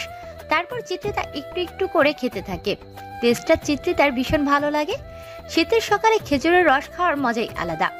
বেশ কিছুক্ষণ পর ওরা আবার বাড়িতে ফিরে আসে। ঘড়িতে তখন 9:30 বাজে। এখনো বাইরে কুয়াশা পড়ছে। কাল রবিবার। আমির আর অয়নের অফিস খোলা থাকায় আজই তাদের ঢাকায় ফিরতে হবে। তাই তারা দুপুরের দিকে রওনা দেয় বাসায় যাওয়ার জন্য। রাস্তায় জ্যাম থাকার কারণে মাগরিবের আজানের পর ওরা বাসায় এসে পৌঁছায়। দুদিন একাধারে জার্নি করার ফলে চিত্রিতার মাথা ব্যথা করছিল, তাই সে তার ঘরে এসে শুয়ে থাকে। বাইরে থেকে এসে এখনো ফ্রেশও হয়নি। মনোয়ারা বেগম আদা দিয়ে 1 কাপ চা বানিয়ে নিয়ে এসেছেন চিত্রিতার জন্য। চিত্রিতা তখন শুয়েছিল, শাশুড়িকে দেখে তৎক্ষণাৎ উঠে বসে। মনোয়ারা বেগম চায়ের কাপটা চিত্রিতার হাতে দেন। চিত্রিতা অবাক চোখে শাশুড়ির দিকে তাকিয়ে থাকে। এই মানুষটা এতটা ভালো কেন? একদম তার মায়ের মতো। চারু আর চিত্রিতাকে মেয়ের মতোই ভালোবাসেন, তাই মানুষটার জন্য চিত্রিতার মনে সম্মানটা যেন দিনকে দিন বেড়েই যাচ্ছে। আরিফ সাহেবও তেমনই, কথা বলার সময় মা ডাক্তার সাথে থাকেই। ভাগ্য করেই এমন শ্বশুর শাশুড়ি পাওয়া যায়। মনোয়ারা বেগম যত্ন সহকারে চিত্রিতার চুলে তেল লাগিয়ে দিচ্ছেন। এতে যে চিত্রিতার মাথা ব্যথা 1 নিমিষেই গায়েব হয়ে গেছে। রাতের খাবার রান্নাটা চারুই সামলাচ্ছে। চিত্রিতার হাতে হাতে সাহায্য করতে চেয়েছিল, তবে চারু কিছুই করতে দেয়নি। রাতে খাওয়া দাওয়ার পর চিত্রিতা আজ অয়নের আগে ঘরে এসে পড়েছে। মনোয়ারা বেগমই ওকে জোর করে ঘরে পাঠিয়ে দিয়েছেন। অয়ন ঘরে এসে দেখে চিত্রিতা কম্বল মুড়ি দিয়ে শুয়ে আছে। দরজা আটকিয়ে অয়ন চিত্রিতাকে জিজ্ঞেস করে, এখনো মাথা ব্যথা করছে শোনা? না। কম্বলের নিচ থেকে উত্তর দেয় চিত্রিতা। অয়ন বিছানায় এসে চিত্রিতার পাশে শুয়ে পড়ে। তবে আজ অয়ন প্রতিদিনকার মতো চিত্রিতাকে কাছে টেনে নেয়নি। অয়নের বুকের ওপর মাথা না রাখলে চিত্রিতার যেন ঘুমিয়ে আসে না। অয়ন কাছে টেনে নেয়নি তাতে কি, চিত্রিতা তো যেতেই পারে। লাশ লজ্জার মাথা খেয়ে চিত্রিতা অয়নের আরো কাছে গিয়ে তার বুকে মাথা রাখে। চিত্রিতার এমন কাজে অয়নের মন ফুরফুরে হয়ে ওঠে। মুহূর্তেই তার বুকের ভেতর ড্রিম ড্রিম শব্দ করতে শুরু করে। সেও চিত্রিতাকে বুকের মাঝে জাপটে ধরে। তার তো এটাই ইচ্ছে ছিল, চিত্রিতার নিজ থেকে যেন তার কাছে ধরা দেয়। ইচ্ছেগুলো ধীরে ধীরে বাস্তবায়ন হচ্ছে ভেবেই আনন্দে অয়নের মন নেচে ওঠে। চিত্রিতার অন্তরের গহীনে কিছু অজানা অনুভূতি জেগে উঠেছে ক্রমশ। আজ অয়নকে ভীষণ আদর আদর লাগছে চিত্রিতার কাছে। ইচ্ছে করছে টুক করে একটা চুমু এঁকে দিতে অয়নের কপালে। ভাবতেই যাকে লজ্জায় তার চাদরের আড়ালে ঢেকে রেখেছে, সে কি করে তার ভাবনাকে বাস্তবায়ন করবে? লজ্জায় ভরাকান্ত চিত্রিতা সমস্ত ইচ্ছে জলাঞ্জলি দিয়ে অয়নের বুকেই ঘুমিয়ে পড়ে। সকালে ঘুম থেকে উঠে নামাজ পড়তে চিত্রিতা বারান্দায় এসে দাঁড়ায়। কুয়াশে ঘেরা শহরটাকে যেন শুভ্রতায় ঘিরে রেখেছে। দূর দূরান্তেই কিছুই স্পষ্টভাবে দেখা যাচ্ছে না। বারান্দার গিরে পেঁচিয়ে থাকা অপরাজিতা গাছের পাতায় পাতায় শিশিরের কণাগুলো বিন্দু বিন্দু হয়ে জমে রয়েছে। অয়ন ঘুম থেকে জেগে বিছানায় চিত্রিতাকে পায় না। দরজার ভেতর থেকে বন্ধ থাকায় অয়ন বুঝতে পারে চিত্রিতা ঘরেই আছে। বারান্দার দিকে তাকিয়ে দেখে বারান্দার দরজা খোলা। সে বিছানা ছেড়ে উঠে ওয়াশরুমে চলে যায় ফ্রেশ হওয়ার জন্য। 5 মিনিট পর ওয়াশরুম থেকে বেরিয়ে দেখে চিত্রিতা এখনো ঘরের ভিতর আসেনি, তাই সে বারান্দার দিকে অগ্রসর হয়। অয়ন বারান্দায় এসে দেখে চিত্রিতা বাইরের দিকে তাকিয়ে দাঁড়িয়ে আছে। অয়ন 1 পা 2 পা করে তার দিকে এগিয়ে যেতে থাকে। অয়ন এ প্রথম চিত্রিতাকে পেছন থেকে জড়িয়ে ধরে। কানের কাছে মুখটা এনে ঘোর লাগানো গলায় ফিসফিসিয়ে বলে, আমার আদুরে বউটা সকাল সকাল এখানে কি করছে? অয়নের কথা বলার সাথে সাথে তার ঠোঁট চিত্রিতার কানের লতিতে বারবার স্পর্শ করছে, যার দরুন চিত্রিতা ভেতরটায় এক প্রকার তোলপাড় শুরু হয়ে গেছে। তৎক্ষণাৎ চিত্রিতা তার জামা খামছে ধরে। হার্টবিট যেন আগের তুলনায় আরো দ্রুত লাফাচ্ছে। পেছন ফিরে অয়নকে শক্ত করে জড়িয়ে ধরে যেন ছেড়ে দিলেই সে পালিয়ে যাবে। অয়ন যেন মুহূর্তেই ঘোরের মাঝে চলে যাচ্ছে। চিত্রিতা অয়নকে জড়িয়ে ধরেই বলে, ভালোবাসি আপনাকে, ভীষণ ভালোবাসি। এই ভালোবাসি কথাটা যে এত তাড়াতাড়ি শুনতে পাবে এটা অয়নের ধারণার বাইরে ছিল। কথাটা শোনা মাত্রই তার গলা যেন শুকিয়ে যাচ্ছে। বারবার ঢোক গিলছে অয়ন। মুখ দিয়ে কোনো কথাই বের হচ্ছে না। জিহ্বা দিয়ে ঠোঁট দিয়ে ভিজিয়ে চিত্রিতাকে বলে, অবশেষে।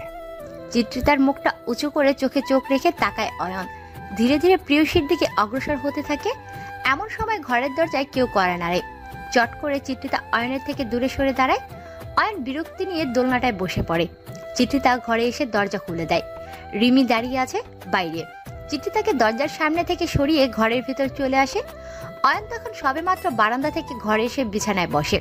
রিমিকে দেখা মাত্র তার রাগ 7ম আসমানের শীর্ষে। রিমি অয়নের কাছে গিয়ে বলে, কি করছিল অয়ন? রোমান্স করছিলাম বউয়ের সাথে। তোর কোনো সমস্যা? বড় ভাইকে নাম ধরে ডাকা কোন ধরনের ভদ্রতা? চিত্রিতার এমন কথা শুনে রিমি মনে মনে রাগে ফেটে যাচ্ছে, তবুও মুখে হাসির রেখা ফুটিয়ে বলে, আমি তো আগে থেকে নাম ধরেই ডাকি ভাবি। আগের কথা জানি না, তবে এখন থেকে ভাইয়া বলে ডাকবে। তোর ভাবি যা বলে তাই, এখন থেকে ভাইয়া বলে ডাকবি।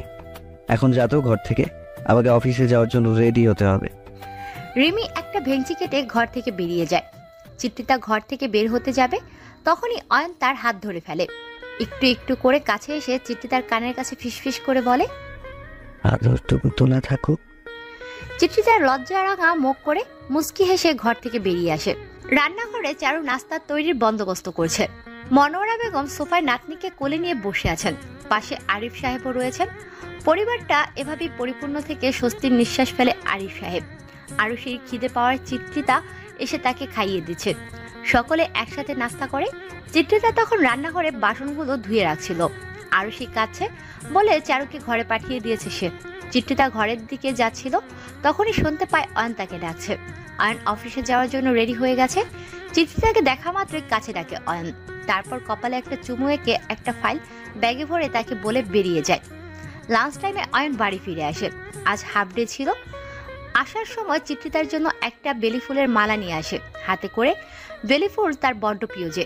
বেলি ফুলের মালা পেয়ে সে কি খুশি চিত্রিতা।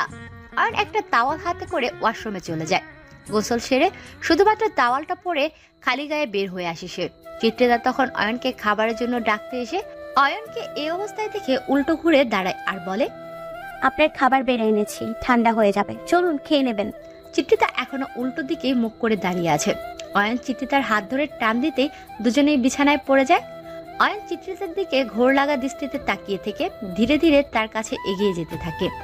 অয়ন কাছে আসা মাত্রই চিত্রিতার হৃদস্পন্দন যেন ধীরে ধীরে বেড়েই চলেছে। শরীরে কাঁপুনি থামানোর জন্য চিত্রিতা বিছানার চাদর খামচে ধরেছে, তবুও যেন কাঁপুনি থামার নামই নিচ্ছে না।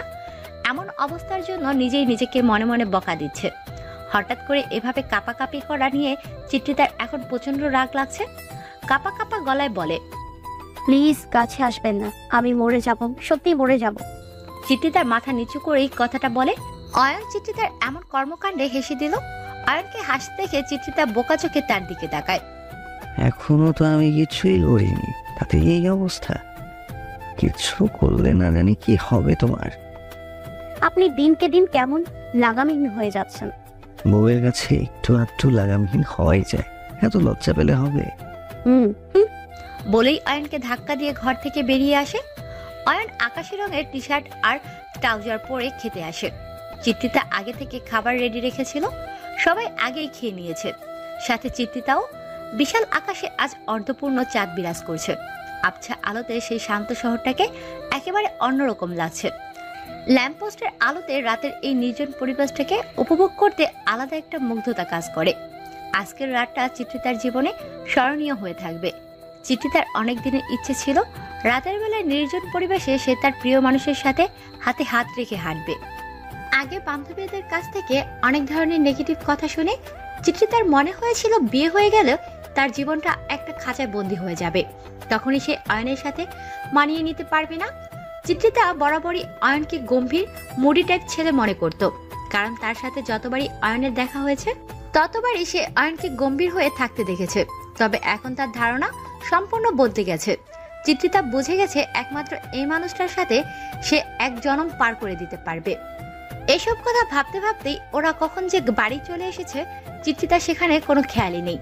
আরুষি অনেকক্ষণ ধরে চিত্রিতার হাত ধরে টানছে, তবুও তার হেলদোল নেই দেখে অয়ন চিত্রিতার হাতে একটা চিমটি কাটে। চিত্রিতার হাতে হালকা ব্যথা অনুভব হতেই দেখে বাচ্চা মেয়েটা তার দিকে ড্যাব ড্যাব করে তাকিয়ে আছে, আর অয়ন তার দিকে জিজ্ঞাসার দৃষ্টিতে তাকিয়ে আছে। এদের এভাবে তাকিয়ে থাকতে দেখে চিত্রিতার কেন জানি বেশ হাসি পেল, তবে না হেসেই ঘরে চলে এলো। অয়ন আরুষিকে কোলে নিয়ে বসার ঘরে সোফায় গিয়ে বসলো। চিত্রিতা ঘরে এসেই আলমারি খুলে বিয়ের দিন পরা সেই লাল কাতান শাড়িটা বের করে। অয়ন আসার আগেই চট করে সেই শাড়িটা পরে ফেলে। দুপুরবেলায় অয়নের এনে দেওয়া বেলি ফুলের মালাটা খোপায় গুজে নেয়, মুখে পাউডার আর ঠোঁটে হালকা লিপ বাম লাগিয়ে নেয়। অয়ন আরুষিকে আমিরের কাছে দিয়ে তার ঘরে চলে আসে। ঘরের লাইট অফ থাকায় তৎক্ষণাৎ সে ফোনের ফ্ল্যাশ লাইট অন করে। ফ্ল্যাশ লাইট সামনের দিকে ধরতেই দেখে চিত্রিতা শাড়ি পরে উল্টো দিকে ফিরে দাঁড়িয়ে আছে। অয়ন দরজা আটকে দিতেই চিত্রিতা অয়নের দিকে মুখ করে দাঁড়ায়, তবে মাথাটা নিচু করেই রেখেছে বরাবরের মতো। তখনও ঘরের লাইট অফ করা, তবে বাইরে থেকে আবছা আলো চারিপাশে বিরাজমান। আজ সমস্ত লাজলজ্জা দূরে ঠেলে চিত্রিতা তার মনের অবাক্ত ইচ্ছেগুলো প্রকাশ করবে। চিত্রিতা এক পা দুপা করে অয়নের সামনে এসে দাঁড়ায়, দুহাতে অয়নের গলা জড়িয়ে ধরে। অয়ন আলতো করে চিত্রিতার কপালে ঠোঁট ছোঁয়ালো। আবেশে চিত্রিতা চোখ বন্ধ করে ফেলে। অয়নের শরীরের মিষ্টি মাতাল করা ঘ্রাণ অনুভব করছে চিত্রিতা। অয়নের থেকে লম্বা ছোট হওয়ায় চিত্রিতা অয়নের শার্ট খামচে ধরে, তার পায়ের ওপর পা রেখে দাঁড়ায়। শরীরের সমস্ত ভার ছেড়ে দেয় অয়নের উপর। সে যেন আজ ঘোরের মধ্যে চলে গেছে, সেখান থেকে ফেরানো দায়। অয়ন নির্বিকার সদস্যের মতো তার প্রেয়সীর কাণ্ড দেখছে। মুহূর্তেই এক অপ্রত্যাশিত কাজ করে বসলো চিত্রিতা। যখন সে বুঝতে পারলো কি করে বসেছে, তখন সে অয়নের থেকে সরে আসতে নিয়েও সরে আসতে পারে না। অয়ন চিত্রিতার কোমরের পিছনে হাত দিয়ে ধরে আর কাছে টেনে নেয়। দুজনের চোখ বন্ধ করে মুহূর্তটাকে অনুভব করছে। কিছুক্ষণ বাদে অয়ন চিত্রিতাকে ছেড়ে দেয়, তবে দুজন যেভাবে দাঁড়িয়েছিল সেভাবেই দাঁড়িয়ে থাকে। পিনপতন নীরবতা বিরাজ করছে দুজনের মাঝে, তবে ঠোঁটের কোণে লেগে আছে মুস্কি হাসি। অয়ন চিত্রিতাকে আলতো হাতে নিজের সাথে মিশিয়ে নেয়, কোলে করে চিত্রিতাকে বিছানার কাছে নিয়ে যায়। বিছানার পাশে থাকা লাইটের সুইচটা অফ করে দেয়। দুজনের মাঝে ভালোবাসার এক নতুন অধ্যায় শুরু হলো, যেখানে শুধু বৈধতা আর পবিত্রতা বিরাজমান। আমি আর কিছু বলবো না, বাকিটা আপনারা বুঝে নিন। ঘড়ির কাঁটা তখন 4:30। চিত্রিতার চোখে ঘুম নেই।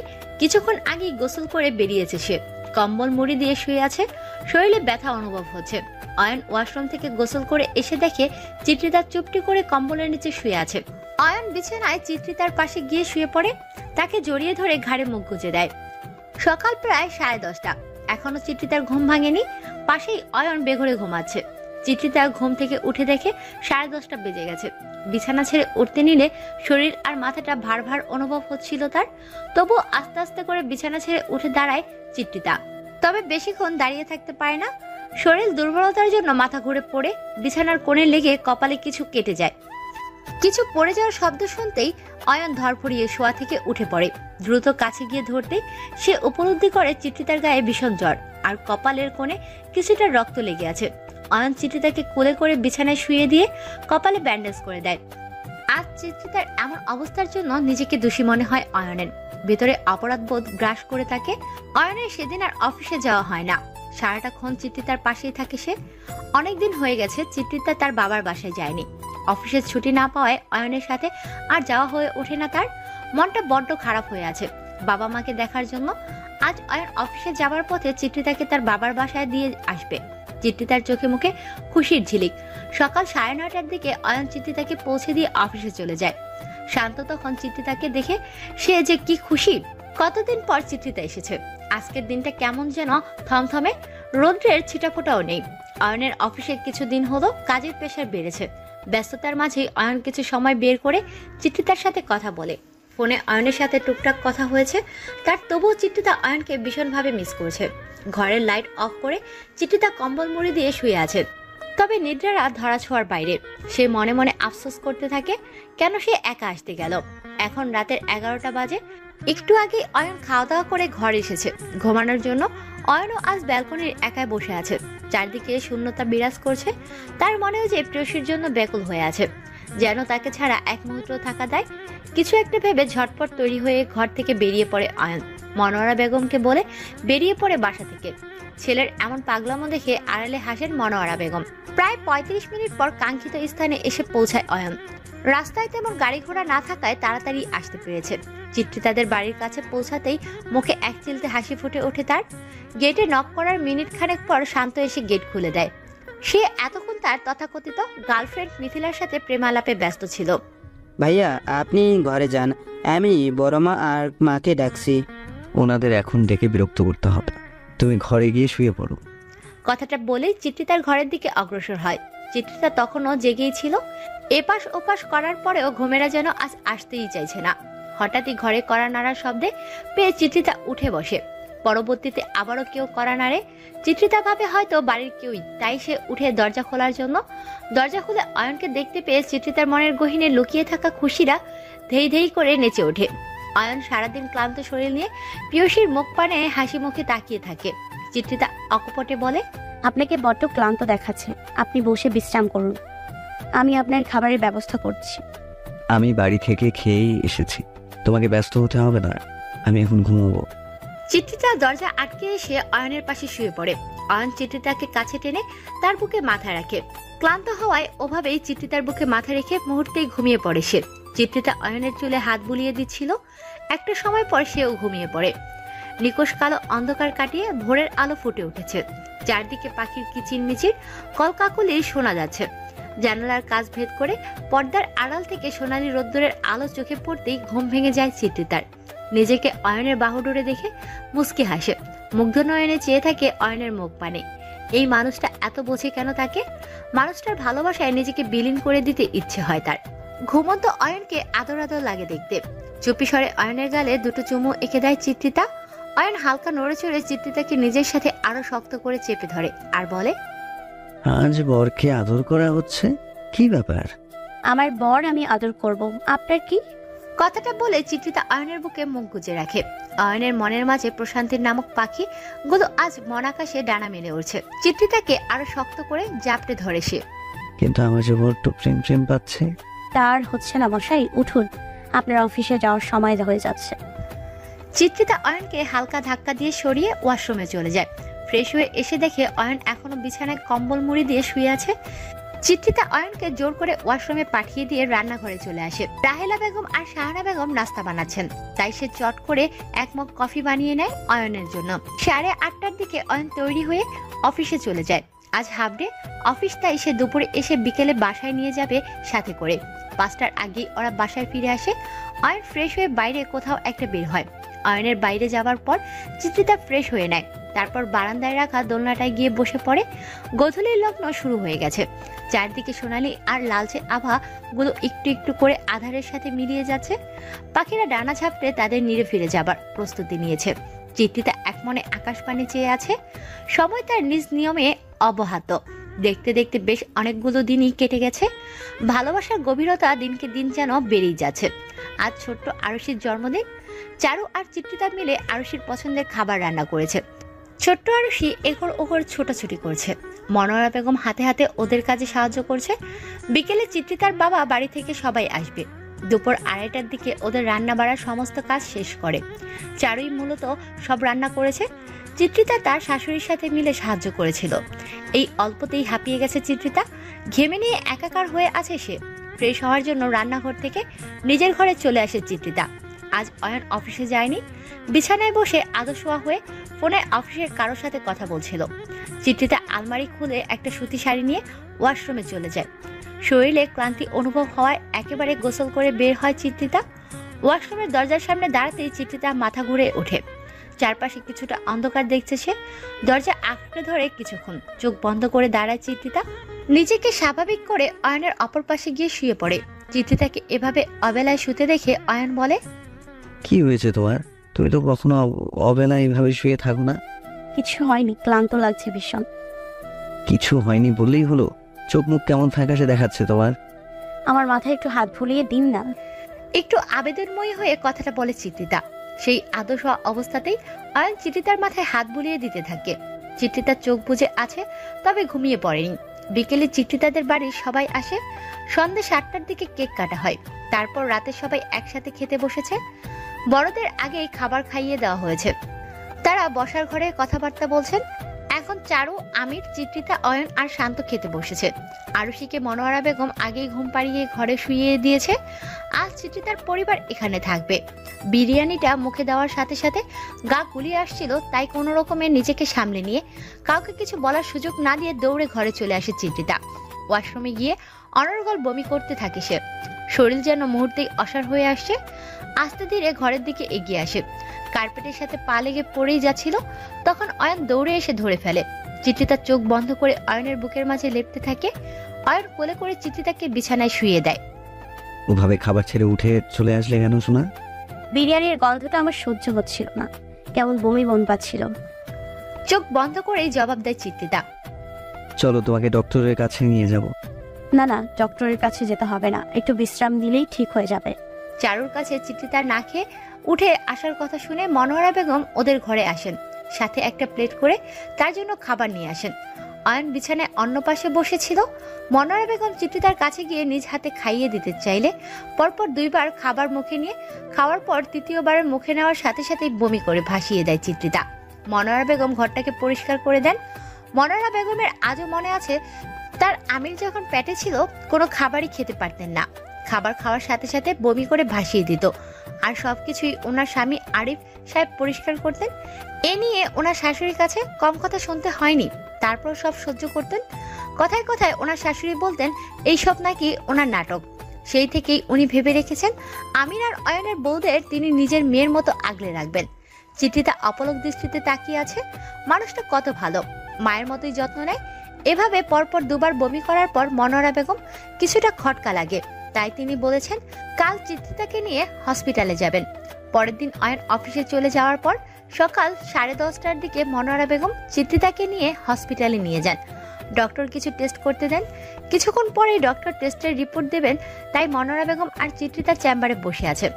কিছুক্ষণ বাদেই ডক্টর তার সাথে করে রিপোর্ট নিয়ে আসেন। রিপোর্টে স্পষ্ট লেখা আছে চিত্রিতা প্রেগনেন্ট। মনোয়ারা বেগম আলহামদুলিল্লাহ বলে খুশি হয়ে চিত্রিতার কপালে আলতো করে চুমু দেয়। বাড়িতে এসে এই খুশির খবরটা অয়ন বাদে সবাইকে দেওয়া হয়। মনোয়ারা বেগম কড়াকড়িভাবে বলে দিয়েছেন চিত্রিতা যেন এখন থেকে কোনো ভারী কাজ হাতে না লাগায়, সঠিক সময়ে খাবার খাওয়া আর ঘুম যেন ঠিক সময়ে করা হয়।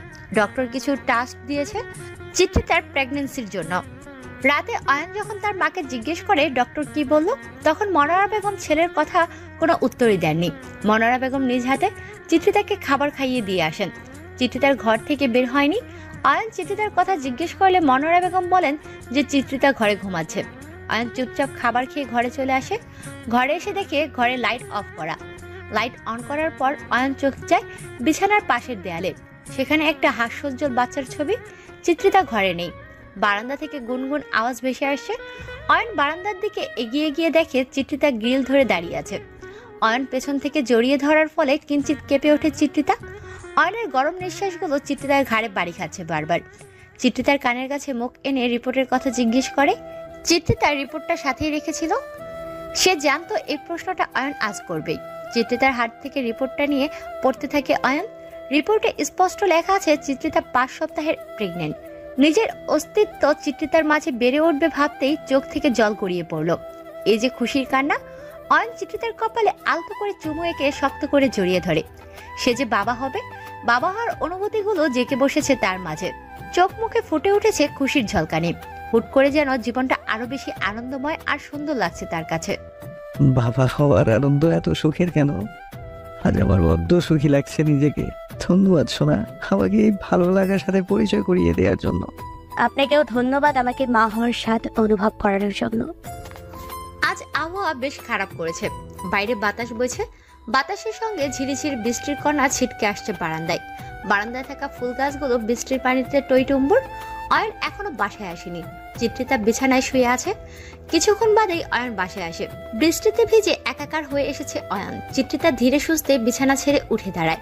আলমারি থেকে অয়নের জন্য একটা টি শার্ট আর ট্রাউজার এনে দেয়। অয়ন ওয়াশরুমে চলে যায়। বেশিক্ষণ ভেজা অবস্থায় থাকলে ঠান্ডা লেগে যেতে পারে। অয়ন ফ্রেশ হয়ে এসে দেখে চিত্রিতা বিছানায় বসে রয়েছে। প্রেগন্যান্সির 6 মাস চলছে তার। আগে থেকে কিছুটা গোলুমোলু হয়ে গেছে চিত্রিতা। প্রেগন্যান্সির 4 মাস যাবৎ চিত্রিতা কোনো খাবারই খেতে পারতো না। হয়তো খাবারের গন্ধ লাগতো, নয়তো খাবার পরপরই বমি করে ভাসিয়ে দিত। অয়নের অফিসের ছুটি না থাকায় ঠিকমতো সময় দিতে পারছে না সে। তবে যথাসম্ভব চেষ্টা করে চিত্রিতার খেয়াল রাখার। বাড়ির সবাই তার খেয়াল রাখে। চিত্রিতা এখনো খায়নি। অয়নের সাথে খাবে বলে তার আসার অপেক্ষায় ছিল। অয়ন চিত্রিতাকে নিয়ে ডাইনিং টেবিলে আসে। চিত্রিতার খাবার বাড়ছিল। তখনই মনোয়ারা বেগম এসে জোর করে দুজনকে খেতে বসিয়ে দিয়েছেন। বাকি সবাই আগেই খেয়ে নিয়েছে। আমির অফিসে একটা কাজে রাজশাহী গিয়েছে। মনোয়ারা বেগম চিত্রিতাকে কোনো কাজই করতে দেন না। অয়ন বাসায় না থাকলে চিত্রিতার খাওয়া দাওয়া সহ সকল খেয়াল তিনিই রাখেন। চারু বাকি সকল কাজ করে। সেও বোনের সকল পছন্দের খাবার রান্না করে দেয়। তবে চিত্রিতা কোনোটাই তৃপ্তি সহকারে খেতে পারে না। খাওয়া শেষে অয়ন চিত্রিতাকে সাথে করে ঘরে নিয়ে আসে। আজ শুক্রবার, তাই অয়ন আমির দুজনেই আজ বাসায় রয়েছে। দুপুরের খাবার খেয়ে চিত্রিতা কিছুটা অস্বস্তি বোধ হচ্ছিল, তাই সে ঘরে শুয়ে আছে। অয়ন বিছানার একপাশে বসে মোবাইলে কিছু একটা করছে। এমন সময় ছোট্ট আরুষি দৌড়ে আসে। অয়ন মোবাইল বালিশের উপর রেখে আরুষিকে কোলে নিয়ে আধশোয়া হয়ে বসে। চিত্রিতা আস্তে করে শোয়া থেকে উঠে বসে। আরুষি চিত্রিতার গালে একটা চুমু দিয়ে বলে, মামুনি ভাই কবে আসবে? ভাই তো এখন খুব ছোট, আর একটু বড় হলেই চলে আসবে মা, বলল অয়ন। আরুষি হাত দিয়ে দেখিয়ে বলে, ভাই কি এত ছোট? না মামুনি, আর একটু বড়, বলল চিত্রিতা। ওদের কথার মাঝে চারু ঘরের দরজায় এসে নক করে। তারপর ঘরের ভেতরে এসে জানায় তার বাবা মা এসেছেন। অয়ন আরুষিকে কোলে করে সাথে চিত্রিতাকে নিয়ে বসার ঘরে আসে। চারু বাবা মায়ের জন্য নাস্তার ব্যবস্থা করছে। ওনারা সবাই বসার ঘরে বসে কথা বলছেন। আতাউর রহমান আর রাহেলা বেগম মেয়েকে সাথে করে নিয়ে যাবেন বলে এসেছেন, কারণ প্রেগনেন্সির সময় অধিকাংশ মেয়েরাই বাবা বাড়িতে থাকে। চিত্রিতা কোনো কথা না বলে চুপচাপ একটা চেয়ারে বসে আছে। পাশেই অয়ন মুখ কালো করে দাঁড়িয়ে আছে। অয়ন গলা খাকড়ি দিয়ে সোজা সাপটা বলে সে কিছুতেই এমন সময় বউ দিতে ইচ্ছুক নয়। অয়নের এমন কথা শুনে উপস্থিত সবাই কিছু না বলে মুচকি হাসতে থাকে। চিত্রিতা যেন লজ্জায় মাটি ফাঁক করে ভেতরে ঢুকে যেতে ইচ্ছে করছে। লোকটা দিনকে দিন কেমন লাগামহীন হয়ে যাচ্ছে। তার হয়তো লজ্জা নেই, তাই বলে কি ওকেও সবার সামনে লজ্জায় ফেলতে হবে? আতাউর রহমান আর রাহেলা বেগম খুশি মনেই অয়নের সিদ্ধান্ত মেনে নেয়। ওনারা জানেন এখানে চিত্রিতার কোনো অযত্নই হবে না। ডেলিভারির সময় প্রায় ঘনিয়ে এসেছে। মাঝে মাঝে চিত্রিতার খুব মোট সুইং হয়। অয়ন অফিস থেকে কিছুদিনের ছুটি নিয়েছে। কিছুক্ষণ আগেই অয়ন চিত্রিতাকে নিয়ে হসপিটাল থেকে চেক আপ করিয়ে বাসায় এসেছে। বেবির পজিশন আলহামদুলিল্লাহ ভালোই আছে। হসপিটাল থেকে বাসায় আসার পথে চিত্রিতার বেশ ঝাল দিয়ে ফুচকা খেতে ইচ্ছে করছিল। কথাটা অয়নকে বলছিল, তবে সে তার কথায় তেমন একটা পাত্তাও দেয়নি। সোজা বাসায় নিয়ে এসেছে। বাসায় আসার পর আবার কোথাও যেন বেরিয়ে গেছে অয়ন। চিত্রিতা ওয়াশরুম থেকে ফ্রেশ হয়ে এসে দেখে অয়ন তার জন্য ড্রেসিং টেবিলের উপরে এক প্লেট ফুচকা সাজিয়ে রেখেছে। মুহূর্তে চিত্রিতার মুখে কিঞ্চিত হাসি ফুটে ওঠে। বিছানার এক কোণে বসে ড্রেসিং টেবিলের ওপর থেকে ফুচকার প্লেটটা নিয়ে গপাগপ করে খাওয়া শুরু করে চিত্রিতা। রাতে অয়ন চিত্রিতার চুলে তেল দিয়ে বেনুনি করে দিচ্ছিল। তখনই চিত্রিতা পেটে হাত দিয়ে অস্পষ্টে আহ বলে ওঠে। অয়ন তাড়াতাড়ি করে চিত্রিতার কাছে এসে বলে, পেটে ব্যথা করছে? বেবি কিক দেয়। ক্লান্ত চেহারায় কথাটা বলে চিত্রিতা। মাকে কষ্ট দেয় না বাবা? পেটে চুমু দিয়ে বলল অয়ন। পরের দিন দুপুরে চিত্রিতা গোসল করে বিছানায় বসে টাওয়াল দিয়ে চুল মুছছিল। অয়ন গোসল করছে। এমন সময় চিত্রিতার লিভার পেন শুরু হয়। প্রথমত চিত্রিতা মনে করেছিল বেবি হয় নড়াচড়া করছে, তাই এমন ব্যথা হচ্ছে। আস্তে আস্তে ব্যথাটা যেন বেরিয়ে যাচ্ছে। মুহূর্তেই ঘেমে নিয়ে একাকার হয়ে গেছে সে। মুহূর্তেই আর সহ্য করতে না পেরে অয়নকে জোরে জোরে ডাকতে থাকে। অয়ন চিত্রিতার চিৎকার শুনে তাড়াতাড়ি ওয়াশরুম থেকে বের হয়ে আসে। এসে দেখে চিত্রিতা বিছানায় বসে তড়পাচ্ছে। এতক্ষণে মনোয়ারা বেগম আর চারুও চলে এসেছে চিত্রিতার চিৎকার শুনে। অয়ন চিত্রিতার এই অবস্থা দেখে ঘাবড়ে গেছে। কি করবে কিছুই বুঝতে পারছে না। চিত্রিতা অয়নের হাত চেপে ধরে চিৎকার করছে। মনোয়ারা বেগম দোয়া দুরুদ পড়ছেন। উনি জানেন মেয়েটার কিরকম কষ্ট সহ্য করছে। অয়ন আমিরকে কল করে বলে দিয়েছে কিছুক্ষণ পরেই হয়তো অ্যাম্বুলেন্স নিয়ে চলে আসবে। বোনের এমন কষ্ট দেখে চারুর চেহারাতে চিন্তার ভাঁজ পড়ে গেছে। বেশ কিছুক্ষণ পর চিত্রিতাকে স্ট্রেচারে করে অ্যাম্বুলেন্সের ভিতরে নিয়ে যায়। মনোয়ারা বেগম আর আমিরও সাথে রয়েছে। আরিফ সাহেব কিছুদিন ধরে অসুস্থ, তাই চারু বাড়িতে থেকে গেছে। আর আরুষিও তো ছোট। চিত্রিতার চিৎকার শুনে বাচ্চা মেয়েটা সে কি কান্না, বারবার বলছে, আম্মু মামুনিকে কে মেরেছে? মামুনি কান্না করছে কেন? মনোয়ারা বেগম চিত্রিতার হাত ধরে সাহস জুগিয়ে যাচ্ছেন। আল্লাহকে ডাকো মা, একটু ধৈর্য ধরো। চিত্রিতার গাল বেয়ে অনবরত পানি ঝরছে। 20 মিনিটের মধ্যেই ওরা হসপিটালে পৌঁছে যায়। ওটিতে যাওয়ার আগে চিত্রিতা অয়নের হাত শক্ত করে ধরে ফেলে। আকুতি ভরা কণ্ঠে বলে, প্লিজ আপনি আমার পাশে থাকুন। চিত্রিতা কিছুতেই অয়নের হাত ছাড়ছে না। অয়ন ডক্টরকে বলে তাকে যেন ওটিতে অ্যালাউ করে। এই মুহূর্তে অপারেশন করাতে হবে। ডক্টর অয়নকেও বলে দেয় সেও সাথে আসতে পারে। বাইরে মনোয়ারা বেগম বসে আছেন। এতক্ষণে চিত্রিতার পরিবারও চলে এসেছে হসপিটালে। সবাই আল্লাহকে ডাকছেন মা ও বাচ্চা যাতে সুস্থ থাকে। ওটিতে অয়ন চিত্রিতার হাত শক্ত করে ধরে আছে। প্রতিটা মেয়েই চায় এমন সময় যেন তার প্রিয় মানুষটা পাশে থাকে। এতে যেন তাদের মনোবল আরো বেড়ে যায়। চিত্রিতারও তাই হচ্ছে। প্রায় 2 ঘন্টা পর ডক্টর অয়নকে বলে, কংগ্রেচুলেশনস মিস্টার অয়ন, আপনার স্ত্রী ছেলে সন্তান জন্ম দিয়েছেন। Thank you doctor. খুশিতে অয়নের চোখ থেকে পানি গড়িয়ে পড়ে। অয়ন চিত্রিতার কপালে চুমু এঁকে দেয়। নার্স সদ্য জন্ম নেওয়া বাচ্চাটাকে একটা টাওয়াল পেঁচিয়ে অয়নের কাছে দেয়। ছোট্ট ফুটফুটে বাচ্চাটা অয়নের দিকে ড্যাব ড্যাব করে তাকিয়ে আছে। ছেলেকে কোলে নিয়ে অয়নের নিজেকে পরিপূর্ণ মনে হচ্ছে। অ্যানেস্থেসিয়া দেওয়ার জন্য চিত্রিতার একটু দেরিতেই জ্ঞান ফিরে। জ্ঞান ফেরার পর চিত্রিতাকে কেবিনে শিফট করা হয়েছে। সবাই একে একে দেখা করে গেছে। চিত্রিতার পাশে ওদের বাচ্চা ছেলেটাকে শুইয়ে দেওয়া হয়েছে। ছেলেটা মায়ের পাশে আরাম করে ঘুমোচ্ছে। অয়ন এক দৃষ্টিতে চিত্রিতার দিকে তাকিয়ে আছে। মেয়েটার মুখটা একদম ফ্যাকাশে হয়ে আছে। অয়ন চিত্রিতার হাতটা ধরে রাখে শক্ত করে। চিত্রিতা একবার অয়নের মুখ পানে তাকায়, আরেকবার বাচ্চার মুখ পানে তাকায়। ছেলেটা তার বাবার মতোই হয়েছে। চিত্রিতার সব কষ্ট যেন নিমিষেই দূর হয়ে গেছে। হসপিটালে 4 দিন থেকে আজ বাসায় এসেছে চিত্রিতা আর তার বাচ্চা নিয়ে। আজই ছেলের আকিকা দেবে বলে ঠিক করেছে অয়ন। তাদের দুজনের নামের সাথে মিলিয়ে ছেলের নাম রেখেছে চিত্রায়ন। ছোট্ট বাচ্চারাই পারে একটা পরিবারকে মাতিয়ে রাখতে। পরিবারে যেন খুশির জোয়ার নিয়ে আসে। আরুষি ছোট্ট ছোট্ট হাতে চিত্রায়নকে কোলে নেওয়ার চেষ্টা করে, মাঝে মাঝে আদরও করে দেয়। অয়ন চিত্রিতাকে নিয়ে একটা সাইকিয়াট্রিস্টের কাছে এসেছে। আজকাল চিত্রিতার ছেলেকে তেমন কোলে নেয় না, ফিডিং করায় না, সারাক্ষণ চুপচাপই বসে থাকে, খাওয়া দাওয়া ঠিক মতো করে না। ডক্টর চিত্রিতার কিছু টেস্ট করায় সাইকোটিক ডিপ্রেশন বা মনিয়ার লক্ষণ রয়েছে কিনা সেটা নির্ণয় করার জন্য। এরপর তিনি অয়নের সাথে আলাদাভাবে কিছু কথা বলে, দেখুন মিস্টার অয়ন, আপনার স্ত্রী কিছুটা ডিপ্রেশনে ভুগছে। এক্ষেত্রে উনি ভাবছেন কেউই ওনার প্রতি যত্নশীল বা খেয়াল রাখে না। আপনার উচিত ওনাকে বেশি বেশি সময় দেওয়া। ডেলিভারির পরে মায়েদের শরীরে কিছু হরমোনাল ইমব্যালেন্স হয়ে হয়, যার ফলে আচরণে অনেক ধরনের পরিবর্তন আসে। সব কিছুর প্রতি অনীহা সৃষ্টি হয়, এমনকি বাচ্চার প্রতিও। এই সমস্যাটাকে আমরা পোস্টমার্টাম ডিপ্রেশন বলে থাকি। এই সমস্যাটা বেড়ে গেলে মা তার নিজ ভূমিষ্ঠ বাচ্চাকে মেরে ফেলতেও পিছু পা হয় না। জি ডক্টর, আমি চেষ্টা করবো ওর খেয়াল রাখার। এরপর প্রায় 1 সপ্তাহ লেগে যায় চিত্রিতা স্বাভাবিক হতে। রাতে চিত্রিতা ছেলের ঘুম পাড়িয়ে বারান্দায় গিয়ে বসে। অয়ন ঘরে এসে দেখে চিত্রায়ন ঘুমাচ্ছে। চিত্রিতাকে বারান্দায় বসে থাকতে দেখে অয়নও তার পাশে গিয়ে বসে। চিত্রিতা অয়নের বুকে মাথা রেখে বলতে থাকে, আমাকে আপনি ক্ষমা করে দেবেন। আমি কি করে এমনটা করতে পারি? সে যে আমাদের ভালোবাসার অস্তিত্ব। ভুল তো আমার হয়েছে, আমি তোমার প্রতি যত্নশীল হতে পারিনি। প্লিজ এভাবে বলবেন না।